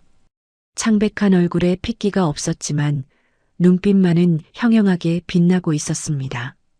수정은 붉은색 립스틱을 집어들었습니다. 입술에 붉은색을 채워넣자 거울 속에는 더 이상 바보 안의 오수정이 아닌 월가의 냉철한 승부사 크리스탈이 앉아 있었습니다. 수정이 거울 속 자신을 보며 나지막이 속삭였습니다. 아빠, 다 왔어요. 내일이면 태사는 다시 주인을 찾을 거예요. 날이 밝았습니다. 주주총회가 열리는 아침이었습니다. 수정은 낡은 운동화를 벗어버리고 트렁크 깊숙한 곳에서 꺼낸 이탈리아 최고급 맞춤 정장을 입었습니다. 날렵한 라인의 검은색 정장이 수정의 몸을 갑옷처럼 감쌌습니다. 마지막으로 10cm 굽의 키리를 신었습니다. 수정이 발을 내딛자 낡은 모텔 바닥에서 경쾌하고도 위압적인 소리가 났습니다. 또각. 그 소리는 전쟁의 시작을 알리는 총성처럼 들렸습니다. 수정은 트렁크를 닫고 방을 나섰습니다. 더 이상 뒤는 돌아보지 않았습니다. 태상그룹 본사 26층 대회의실은 숨막히는 긴장감에 휩싸여 있었습니다. 거대한 원목 테이블을 중심으로 수십 명의 주주들과 이사들이 앉아 있었고 벽면을 따라 배치된 의자에는 외국계 투자자들과 채권단이 팔짱을 낀 채 서늘한 눈빛을 보내고 있었습니다. 공기는 무거웠고 에어컨 돌아가는 소리조차 들리지 않을 만큼 정적이 흘렀습니다. 단상 중앙에는 승리감에 도취된 최 전무가 서 있었습니다. 그녀는 오늘이야말로 자신의 인생에서 가장 빛나는 날이 될 것이라 확신했습니다. 눈엣 가시 같았던 의부사들 강진혁을 몰아내고 태상그룹을 자신의 손아귀에 넣는 날이었으니까요. 최 전무의 옆에는 아들 강민재 상무가 비릿한 미소를 흘리며 앉아 있었습니다. 반면 피고인석에 앉은 진혁은 죄인처럼 고개를 푹 숙이고 있었습니다. 헝클어진 머리카락 사이로 보이는 그의 눈은 초점이 없어 보였습니다. 주주들은 그를 보며 혀를 찼습니다. 저 꼴을 좀 봐. 마약에 쩔어서 정신도 못 차리는구만. 태상그룹도 이제 끝이야. 빨리 주식 처분하고 나가야지. 수군거림이 파도처럼 회의실을 덮쳤습니다. 진혁은 아무런 대꾸도 하지 않고 책상 밑으로 손목시계에 초침만 뚫어져라 응시하고 있었습니다. 3, 2, 1. 최 전무가 의기양양하게 마이크를 잡았습니다. 스피커를 통해 그녀의 목소리가 회의실 전체에 쩌렁쩌렁 울렸습니다. 존경하는 주주 여러분, 저는 오늘 뼈를 깎는 심정으로 이 자리에 섰습니다. 부도덕하고 무능한 경영자 강진혁 사장의 해임안을 상정합니다. 최 전무가 주주들을 둘러보며 결의에 찬 표정을 지었습니다. 마약 투약 의혹과 경영 실패로 회사의 이미지를 실추시킨 책임을 물어야 합니다. 찬성하시는 주주분들은 거수해 주십시오. 최 전무가 의사봉을 들어 올렸습니다. 탕소리와 함께 진혁의 운명이 결정되려는 찰나였습니다. 또각. 육중한 회의실 방음문을 뚫고 날카로운 소리가 들려왔습니다. 또각, 또각. 그것은 단순한 발소리가 아니었습니다. 마치 심장을 겨누는 카운트다운처럼 규칙적이고 위압적인 하이힐 소리였습니다. 의사봉을 내리치려던 최 전무의 손이 허공에서 멈췄습니다. 주주들이 일제히 뒤를 돌아보았습니다. 쿵! 닫혀있던 회의실의 거대한 문이 양쪽으로 활짝 열렸습니다. 쏟아지는 복도의 조명을 등지고 한 여자가 서 있었습니다. 어젯밤 비에 젖어 쫓겨났던 초라한 바보 며느리 오수정은 그곳에 없었습니다. 그 자리에는 이탈리아 장인이 한 땀 한 땀 재단한 최고급 블랙 슈트를 입은 냉철한 승부사가 서 있었습니다. 몸에 딱 떨어지는 정장 라인은 그녀의 당당함을 돋보이게 했고 10cm 굽의 키릴은 그녀의 자존심처럼 높았습니다. 뒤로 깔끔하게 넘긴 머리와 붉은 립스틱은 마치 전쟁터에 나가는 장수의 투구와 같았습니다. 회의실이 순식간에 술렁거리기 시작했습니다. 저거 어제 쫓겨난 그 며느리 아니야? 맞는데? 분위기가 왜 저래? 완전히 다른 사람 같은데? 최 전무의 눈이 휘둥그레졌습니다. 경호원들이 황급히 달려들어 수정의 앞을 막아섰습니다. 무슨 짓입니까? 당장 나가세요. 하지만 수정은 걸음을 멈추지 않았습니다. 그녀가 선글라스를 벗으며 경호원 팀장을 차갑게 노려보았습니다. 그 눈빛에는 사람을 얼어붙게 만드는 서늘한 살기가 서려 있었습니다. 비키세요. 지금 이 순간부터 이 회의의 책임자는 저입니다.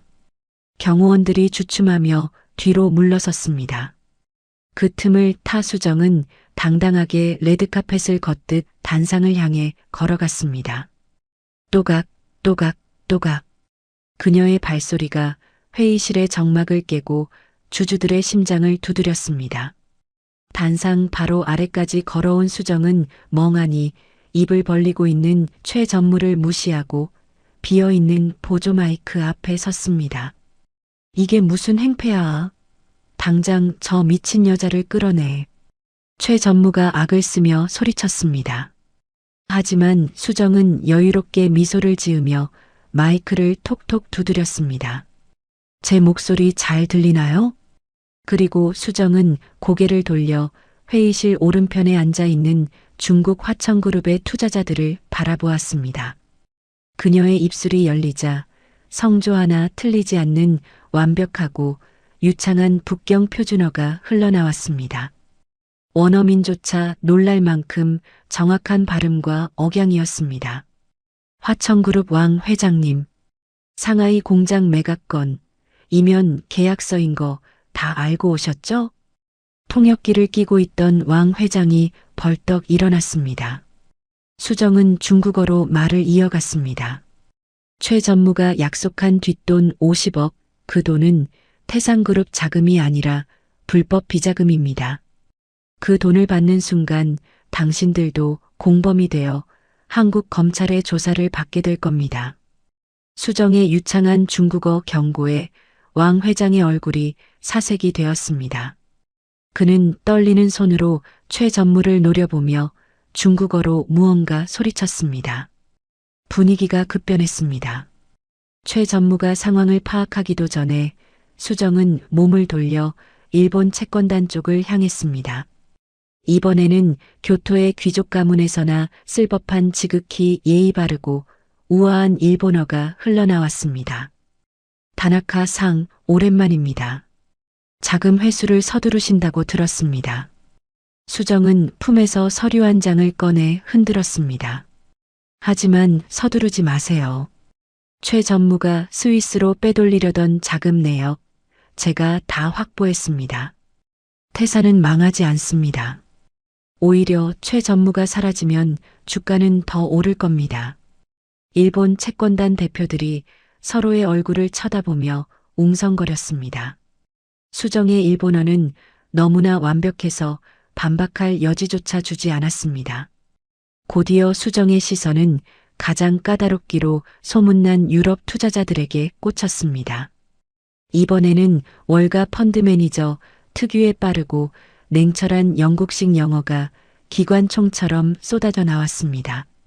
신사숙녀 여러분, 지금 보고 계신 이 회의만은 법적으로 무효입니다.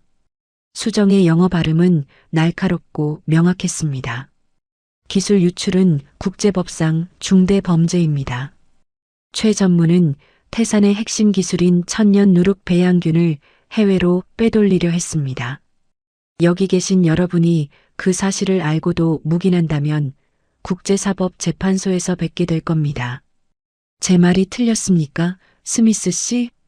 수정은 마지막으로 독일 투자자에게 고개를 돌려 독일어로 쐐기를 박았습니다. 당신들이 노리는 게 기술이라면 번지수를 잘못 찾았습니다. 특허권은 이미 제 명의로 방어 조치되었습니다.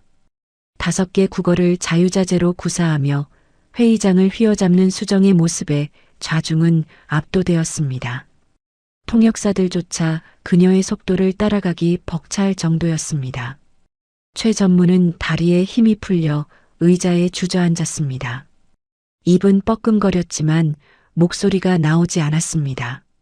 자신이 알던 그 어느라고 멍청한 며느리는 온데간데 없었습니다. 눈앞에 있는 여자는 거대한 제국을 호령하는 여제 그 자체였습니다. 너 대체 정체가 뭐야? 최 전무가 쥐어짜듯 물었습니다. 수정은 대답 대신 재킷 주머니에서 진혁이 건네줬던 작은 USB를 꺼냈습니다. 그리고 단상에 있는 메인 컴퓨터에 꽂았습니다. 제 정체가 궁금하세요? 그럼 이것부터 보시죠. 대형 스크린의 화면이 바뀌었습니다. 복잡한 숫자와 그래프들이 사라지고 오디오 파일 하나가 재생되었습니다. 지직거리는 잡음과 함께 최 전무의 목소리가 회의실 전체에 울려 퍼졌습니다. 며칠 전 펜트하우스에서 도청된 바로 그 목소리였습니다. 이번 주총만 끝나면 돼. 기술 매각 대금 입금되는 대로 난 스위스로 뜰 거야. 진혁이 놈은 알코올 중독에 마약 혐의까지 뒤집어 씌워서 정신병동에 영원히 가둬버리고 적나라한 육성에 회의실은 찬물을 끼얹은 듯 조용해졌습니다. 이어서 스크린에는 최 전무가 조성한 비자금 장부의 상세 내역과 가짜 의사 양 박사의 자백 영상이 연달아 재생되었습니다. 이건 조작이야. 저 미친 여자가 꾸며낸 거야. 최 전무가 악을 쓰며 스크린을 가리켰습니다. 하지만 이미 주주들의 눈빛은 경멸로 바뀌어 있었습니다. 강민재 상무는 고개를 숙이고 도망칠 구멍을 찾고 있었습니다. 그때 피고인석에 죽은 듯이 앉아있던 진혁이 자리에서 벌떡 일어났습니다. 그는 더 이상 고개를 숙인 패배자가 아니었습니다. 진혁은 헝클어진 머리를 손으로 쓸어 넘기며 당당하게 고개를 들었습니다. 그의 눈빛은 맑고 형형하게 빛나고 있었습니다. 조작이 아닙니다. 진혁의 목소리는 힘이 넘쳤습니다. 그는 천천히 걸어 나와 수정의 옆에 섰습니다. 지금까지 제가 보여드린 무능하고 방탕한 모습은 내부에 숨어 있는 진짜 적을 잡기 위한 연기였습니다. 진혁이 수정의 손을 잡고 높이 들어 올렸습니다. 그리고 제 아내 오수정, 아니 크리스타로, 월가 최고의 리스크 매니저인 그녀가 저를 도왔습니다. 회의실 안에서 탄성이 터져 나왔습니다. 쫓겨난 바보 며느리가 월가의 전설적인 투자 전문가였다니. 모든 퍼즐이 맞춰지는 순간이었습니다. 주주들이 하나둘 자리에서 일어나 기립박수를 보내기 시작했습니다. 박수 소리는 점점 커져 회의실을 가득 채우는 천둥 소리가 되었습니다. 수정은 잡고 있던 진혁의 손을 놓고 사색이 되어 떨고 있는 최 전무 앞으로 천천히 다가갔습니다. 하이힐 소리가 최 전무의 심장을 조여왔습니다. 수정은 허리를 굽혀 최 전무와 눈을 맞췄습니다. 그리고 입가에 서늘한 미소를 지으며 한국어로 나직하게 말했습니다. 어머니, 보셨어요? 최 전무가 공포에 질려 뒷걸음질 쳤습니다. 이게 당신이 벌레처럼 무시하던 바보 며느리의 진짜 모습입니다. 수정은 책상 위에 놓인 해임한 서류를 집어들어 반으로 찢어버렸습니다. 종이 찢어지는 소리가 경쾌하게 울렸습니다.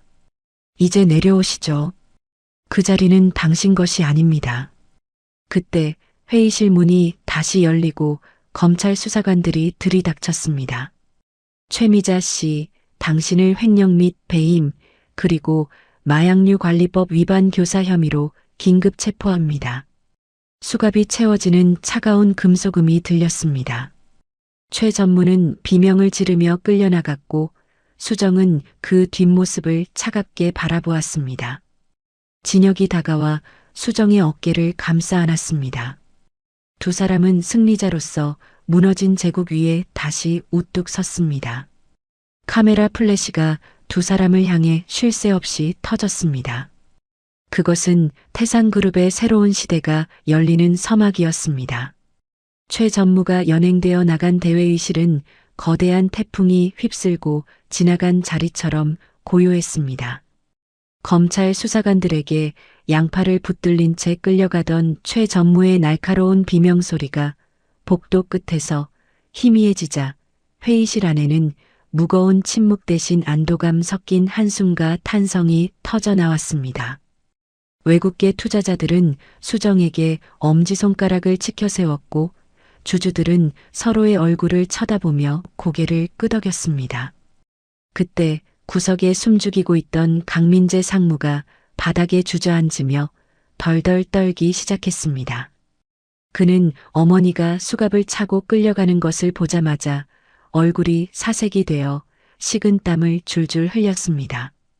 진혁이 천천히 그에게 다가가자 민재가 진혁의 바짓가랑이를 잡고 애원했습니다. 형님, 아니 회장님, 저는 아무것도 몰랐습니다. 어머니가 시키는 대로 했을 뿐이에요. 한 번만 용서해 주세요. 민재는 바닥에 이마를 찌우며 비굴하게 빌었습니다. 불과 몇 분 전만 해도 어머니 옆에서 비릿한 웃음을 흘리던 오만함은 온데간데 없었습니다. 진혁은 차가운 눈으로 자신의 바지를 잡은 민재의 손을 내려다보았습니다. 그리고 거칠게 다리를 털어 민재의 손을 뿌리쳤습니다. 내 몸에 손대지 마. 진혁의 목소리는 낮았지만 회의실 전체를 얼어붙게 할 만큼 위압적이었습니다. 형님? 내 어머니가 나를 정신병원에 쳐넣으려고 모의할 때 넌 옆에서 샴페인을 마셨지. 그때 네가 마신 게 샴페인이 아니라 내 피였다는 걸 몰랐나? 형님 제발 법정에서 이야기해. 네가 유령 회사로 빼돌린 공급 내역 그리고 주가 조작에 가담한 증거들도 이미 검찰에 다 넘어갔으니까. 진혁의 손짓에 대기하고 있던 수사관들이 다가왔습니다. 민재의 손목에도 차가운 은색 수갑이 채워졌습니다. 철컥. 금속음이 민재의 손목을 조였습니다. 민재는 다리에 힘이 풀려 수사관들에게 질질 끌려나갔습니다. 두 모자가 태상그룹의 역사에서 불명예스럽게 그리고 영원히 퇴장하는 순간이었습니다. 잔당 처리는 아직 끝나지 않았습니다. 최 전무 라인에 섰던 이사들이 사시나무 떨듯 떨며 눈치를 보고 있었습니다. 그들은 진혁과 수정의 눈을 피하며 식은 땀만 닦아댔습니다. 수정이 단상 위로 올라가 마이크를 잡는 대신 두툼한 서류 뭉치를 이사들 테이블 위로 던졌습니다. 쿵! 묵직한 서류들이 테이블에 부딪히는 소리에 이사들이 어깨를 움찔했습니다. 여기 계신 분들 중 최 전무의 비자금 조성에 협조하고 뒷돈 챙기신 분들 명단입니다. 수정의 목소리는 건조했지만 명확했습니다. 지금 당장 경찰을 부를 수도 있지만 태상그룹의 이미지를 위해 마지막 기회를 드리겠습니다. 수정이 테이블을 손가락으로 두드렸습니다. 내일 오전까지 횡령한 돈을 전액회사 계좌로 반환하고 사직서 제출하세요. 만약 1원이라도 부족하다면 그 즉시 횡령 및 배임 혐의로 고소장 접수하겠습니다. 이사들은 꿀먹은 벙어리처럼 고개를 숙였습니다. 감히 반박할 엄두조차 내지 못했습니다. 그들에게 수정은 더 이상 바보 며느리가 아닌 생사여 탈권을 쥔 저승사자였습니다. 모든 정리가 끝나고 진혁과 수정은 로비로 내려가는 전용 엘리베이터에 탔습니다. 문이 닫히고 밀폐된 공간에 단둘이 남게 되자 팽팽했던 긴장감이 조금씩 풀리는 듯 했습니다. 엘리베이터가 부드럽게 하강하는 동안 진혁이 헝클어진 머리를 쓸어 넘기며 수정을 바라보았습니다. 그의 눈빛에는 고마움과 미안함, 그리고 묘한 애틋함이 섞여 있었습니다. 수정아. 진혁이 조심스럽게 그녀의 이름을 불렀습니다. 익숙한 호칭이었지만 수정은 진혁의 말을 단호하게 끊었습니다. 회장님. 수정의 목소리는 차분했지만 선이 그어져 있었습니다. 그녀는 진혁을 똑바로 응시했습니다. 이제 정정하죠. 우리 호칭부터 정리해야 해요. 진혁이 당황한 듯 눈을 깜빡였습니다. 당신에게 오빠 여보라고 부르며 매달리던 바보 안의 오수정은 이제 없습니다. 그건 최 전무를 속이기 위한 연극 속 인물이었으니까요. 연극은 끝났어요. 수정이 옷매무새를 다듬으며 말을 이었습니다. 지금 당신 앞에 있는 건 태산그룹의 리스크 관리를 맡은 파트너 크리스탈입니다. 공적인 자리에서는 직함으로 불러주세요. 사적인 감정은 배제하고요. 수정의 말은 냉정하게 들렸지만 그 속에는 진혁을 회사의 오너로서 존중하고 세워주려는 깊은 뜻이 담겨 있었습니다. 진혁은 잠시 멍하니 수정을 바라보다가 이내 씁쓸하지만 든든한 미소를 지으며 고개를 끄덕였습니다. 그녀가 옳았습니다. 지금은 감상에 젖을 때가 아니라 무너진 회사를 다시 세워야 할 때였습니다. 알겠소. 크리스탈 이사. 진혁이 자세를 고쳐 잡으며 정중하게 대답했습니다. 그럼 파트너로서 부탁하지. 저 밖에 하이에나 같은 기자들을 처리하는 것까지 도와줘. 물론이죠. 그게 제 전공이니까요. 수정이 자신만만하게 미소 지었습니다. 띵동. 엘리베이터 도착음과 함께 문이 열렸습니다. 로비는 이미 전쟁터였습니다. 수백 명의 기자들이 구름대처럼 몰려들어 진을 치고 있었습니다. 엘리베이터 문이 열리고 두 사람이 모습을 드러내자 카메라 플래시가 번개 폭풍처럼 터졌습니다. 번쩍, 번쩍, 번쩍. 눈을 뜨기 힘들 정도의 성광이 쏟아졌습니다. 기자들이 마이크를 들이대며 질문을 퍼부었습니다. 강진혁 사장님, 마약 혐의는 정말 조작입니까? 최 전무 구속에 대해 한 말씀 부탁드립니다. 옆에 계신 부인께서는 경영에 참여하시는 겁니까? 경호원들이 길을 터주려 했지만 역부족이었습니다. 하지만 진혁과 수정은 당황하지 않았습니다. 두 사람은 부부처럼 다정하게 손을 잡는 대신 동등한 비즈니스 파트너로서 어깨를 나란히 하고 당당하게 걸어 나갔습니다. 그들의 발걸음에는 한치의 망설임도 없었습니다. 진혁이 로비 중앙에 마련된 포토라인 앞에 섰습니다. 수많은 마이크 앞에 선 그는 더 이상 고개를 숙인 패배자가 아니었습니다. 그는 천천히 주머니에서 손을 빼고 기자들을 둘러보았습니다. 오늘부로 태산그룹은 다시 태어납니다. 진혁의 목소리가 로비에 쩌렁쩌렁 울렸습니다. 지난 20년간 회사를 병들게 했던 부패와 비리는 모두 도려냈습니다. 이제 태산은 투명하고 정직한 기술 기업으로 돌아갑니다. 기자 하나가 손을 들고 소리쳤습니다. 사모님께 질문 있습니다. 바보 연기를 하셨다는 게 사실입니까? 앞으로의 거취는 어떻게 되십니까? 모든 카메라가 수정을 향했습니다. 수정은 조금도 위축되지 않고 진혁에게서 마이크를 자연스럽게 이어받았습니다. 그녀의 태도는 월가에서 수조원의 펀드를 운용하던 펀드 매니저의 그것이었습니다. 저는 오늘부로 태산그룹의 최고 전략 책임자를 맡게 되었습니다. 수정의 선언에 기자들이 웅성거렸습니다. 제 역할은 태산이 다시는 잘못된 길로 가지 않도록 감시하고 리스크를 관리하는 것입니다. 바보 연기는 내부의 적을 찾기 위한 불가피한 선택이었습니다. 앞으로 태산의 혁신을 지켜봐 주십시오. 수정의 카리스마 넘치는 답변에 기자들은 압도되었습니다. 질문 소리가 잦아들고 셔터 소리만이 로비를 가득 채웠습니다. 진혁과 수정은 서로를 바라보며 짧게 눈짓을 교환했습니다. 완벽한 호흡, 완벽한 파트너십이었습니다. 모든 일정이 끝나고 펜트하우스로 돌아왔을 때는 이미 자정이 훌쩍 넘은 시각이었습니다. 현관문이 닫히자 바깥 세상의 소음이 차단되고 고요가 찾아왔습니다.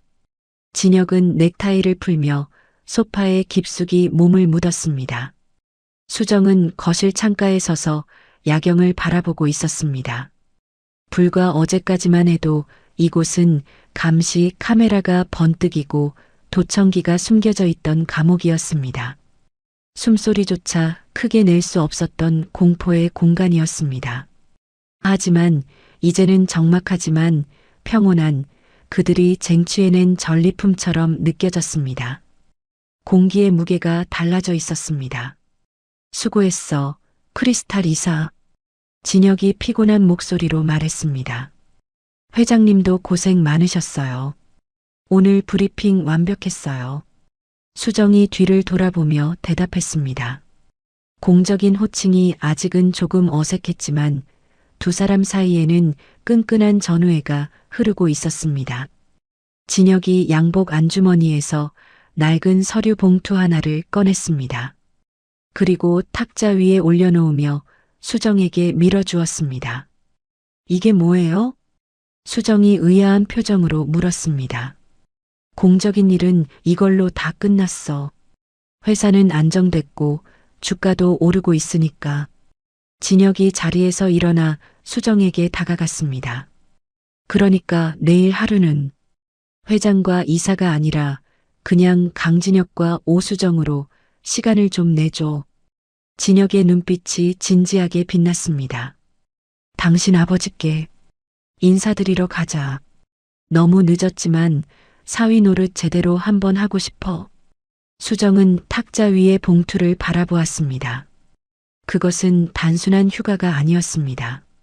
지난 20년간 복수심 하나로 버텨온 수정에게 이제 그만 짐을 내려놓으라는 진혁의 배려였습니다. 수정의 눈가가 촉촉해졌습니다. 그녀는 말없이 고개를 끄덕였습니다. 창밖에는 여전히 도시의 불빛이 화려하게 빛나고 있었지만 펜트하우스 안은 그 어느 때보다 따뜻한 온기로 채워지고 있었습니다. 진짜 이야기는 어쩌면 내일부터 시작될지도 모를 일이었습니다. 다음 날 아침 진혁과 수정은 펜트하우스가 아닌 고속도로 위에 있었습니다.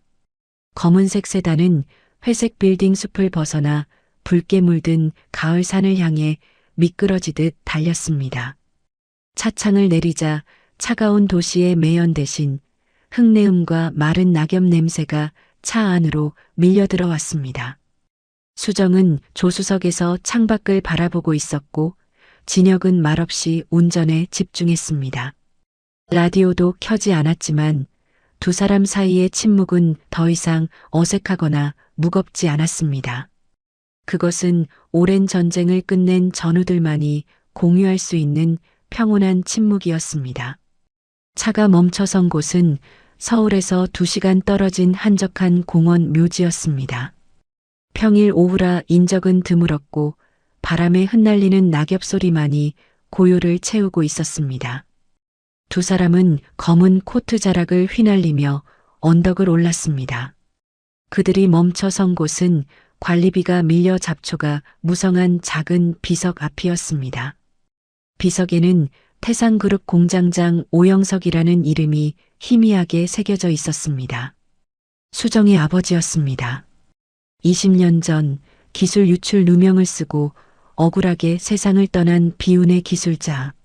수정은 말없이 잡초를 뽑기 시작했습니다. 거친 풀들이 수정의 하얀 손을 스쳤지만 그녀는 아랑곳하지 않았습니다. 진혁도 코트를 벗어 걸어두고 소매를 걷어붙인 채 묵묵히 그녀를 도왔습니다. 잡초가 정리되고 비석이 모습을 드러내자 수정은 준비해 온 가죽 가방을 열었습니다.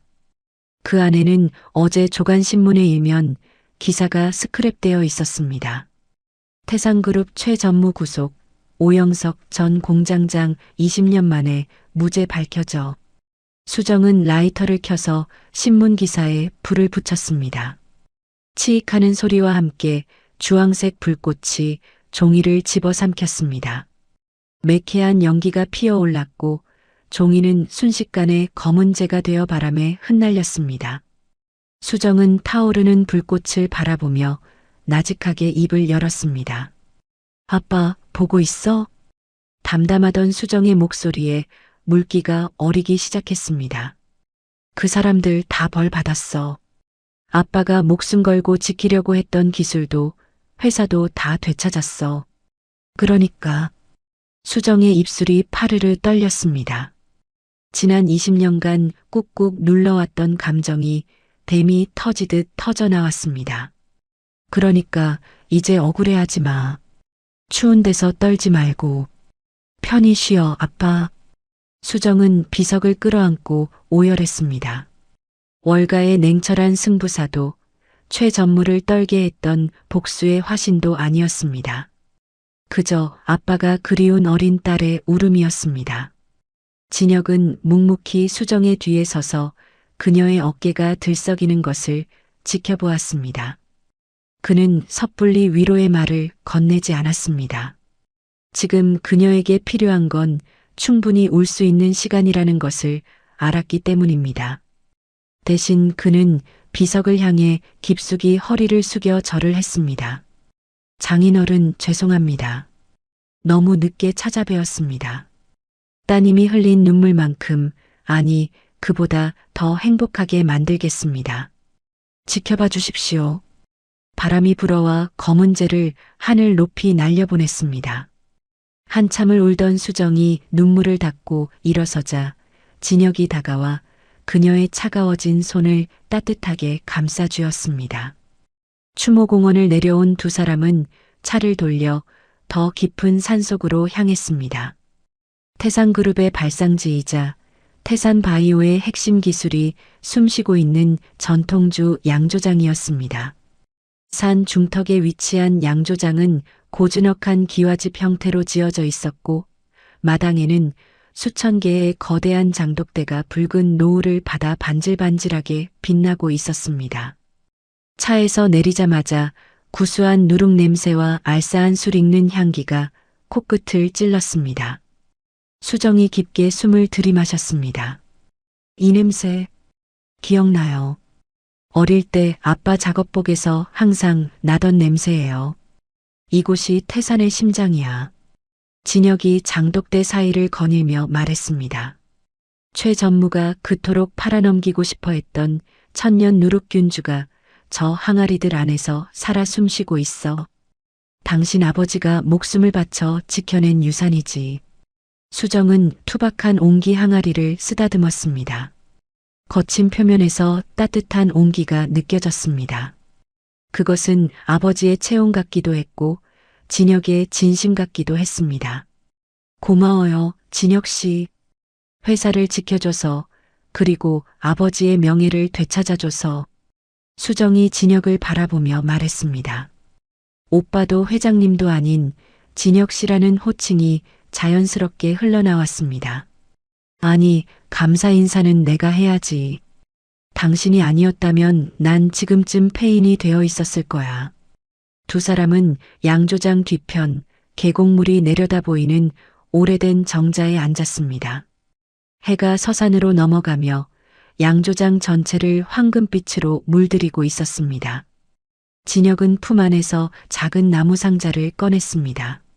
화려한 보석함이 아닌 양조장의 늙은 참나무를 직접 깎아 만든 투박하고 묵직한 상자였습니다. 수정아. 진혁이 처음으로 그녀의 이름을 부드럽게 불렀습니다. 우리의 첫 번째 계약은 끝났어. 바보 아내와 무능한 남편의 연극은 이제 막을 내렸지. 진혁이 상자를 수정에게 내밀었습니다. 그래서 이제 새로운 계약을 제안하고 싶어? 수정이 조심스럽게 나무 상자를 열었습니다. 그 안에는 반짝이는 다이아몬드 반지가 들어있을 거라 예상했지만 들어있는 것은 전혀 다른 물건이었습니다. 묵직한 황동으로 만들어진 고급스러운 탁상용 명패였습니다. 명패에는 두 사람의 이름이 나란히 새겨져 있었습니다. 태상그룹 회장 강진혁 앤드 부회장 오수정. 그리고 그 밑에는 작은 글씨로 이렇게 적혀 있었습니다. 평생의 파트너. 수정의 눈이 동그랗게 커졌습니다. 이게 뭐예요? 공동 경영 제안서이자 프로포즈야. 진혁이 수정의 눈을 깊이 바라보았습니다. 그의 눈동자에 노을빛과 진심이 함께 일렁였습니다. 나는 당신이 내 뒤에 숨어 있는 아내가 되길 원치 않아. 내 옆에서 나와 같은 곳을 바라보며 때로는 나를 이끌어주는 동등한 파트너가 되어줬으면 해. 진혁이 잠시 말을 멈췄다. 쑥스러운 듯 덧붙였습니다. 물론 사적으로는 내가 당신을 더 많이 사랑하는 남편이 될 거고, 그것은 수정이 들어본 그 어떤 말보다 달콤하고 동시에 가장 신뢰가 가는 고백이었습니다. 자신을 소유하려 하지 않고 자신의 능력을 온전히 인정해주는 남자. 수정은 명패를 손가락으로 쓸어보았습니다. 차가운 금속이 체온에 닿아 금세 따뜻해졌습니다.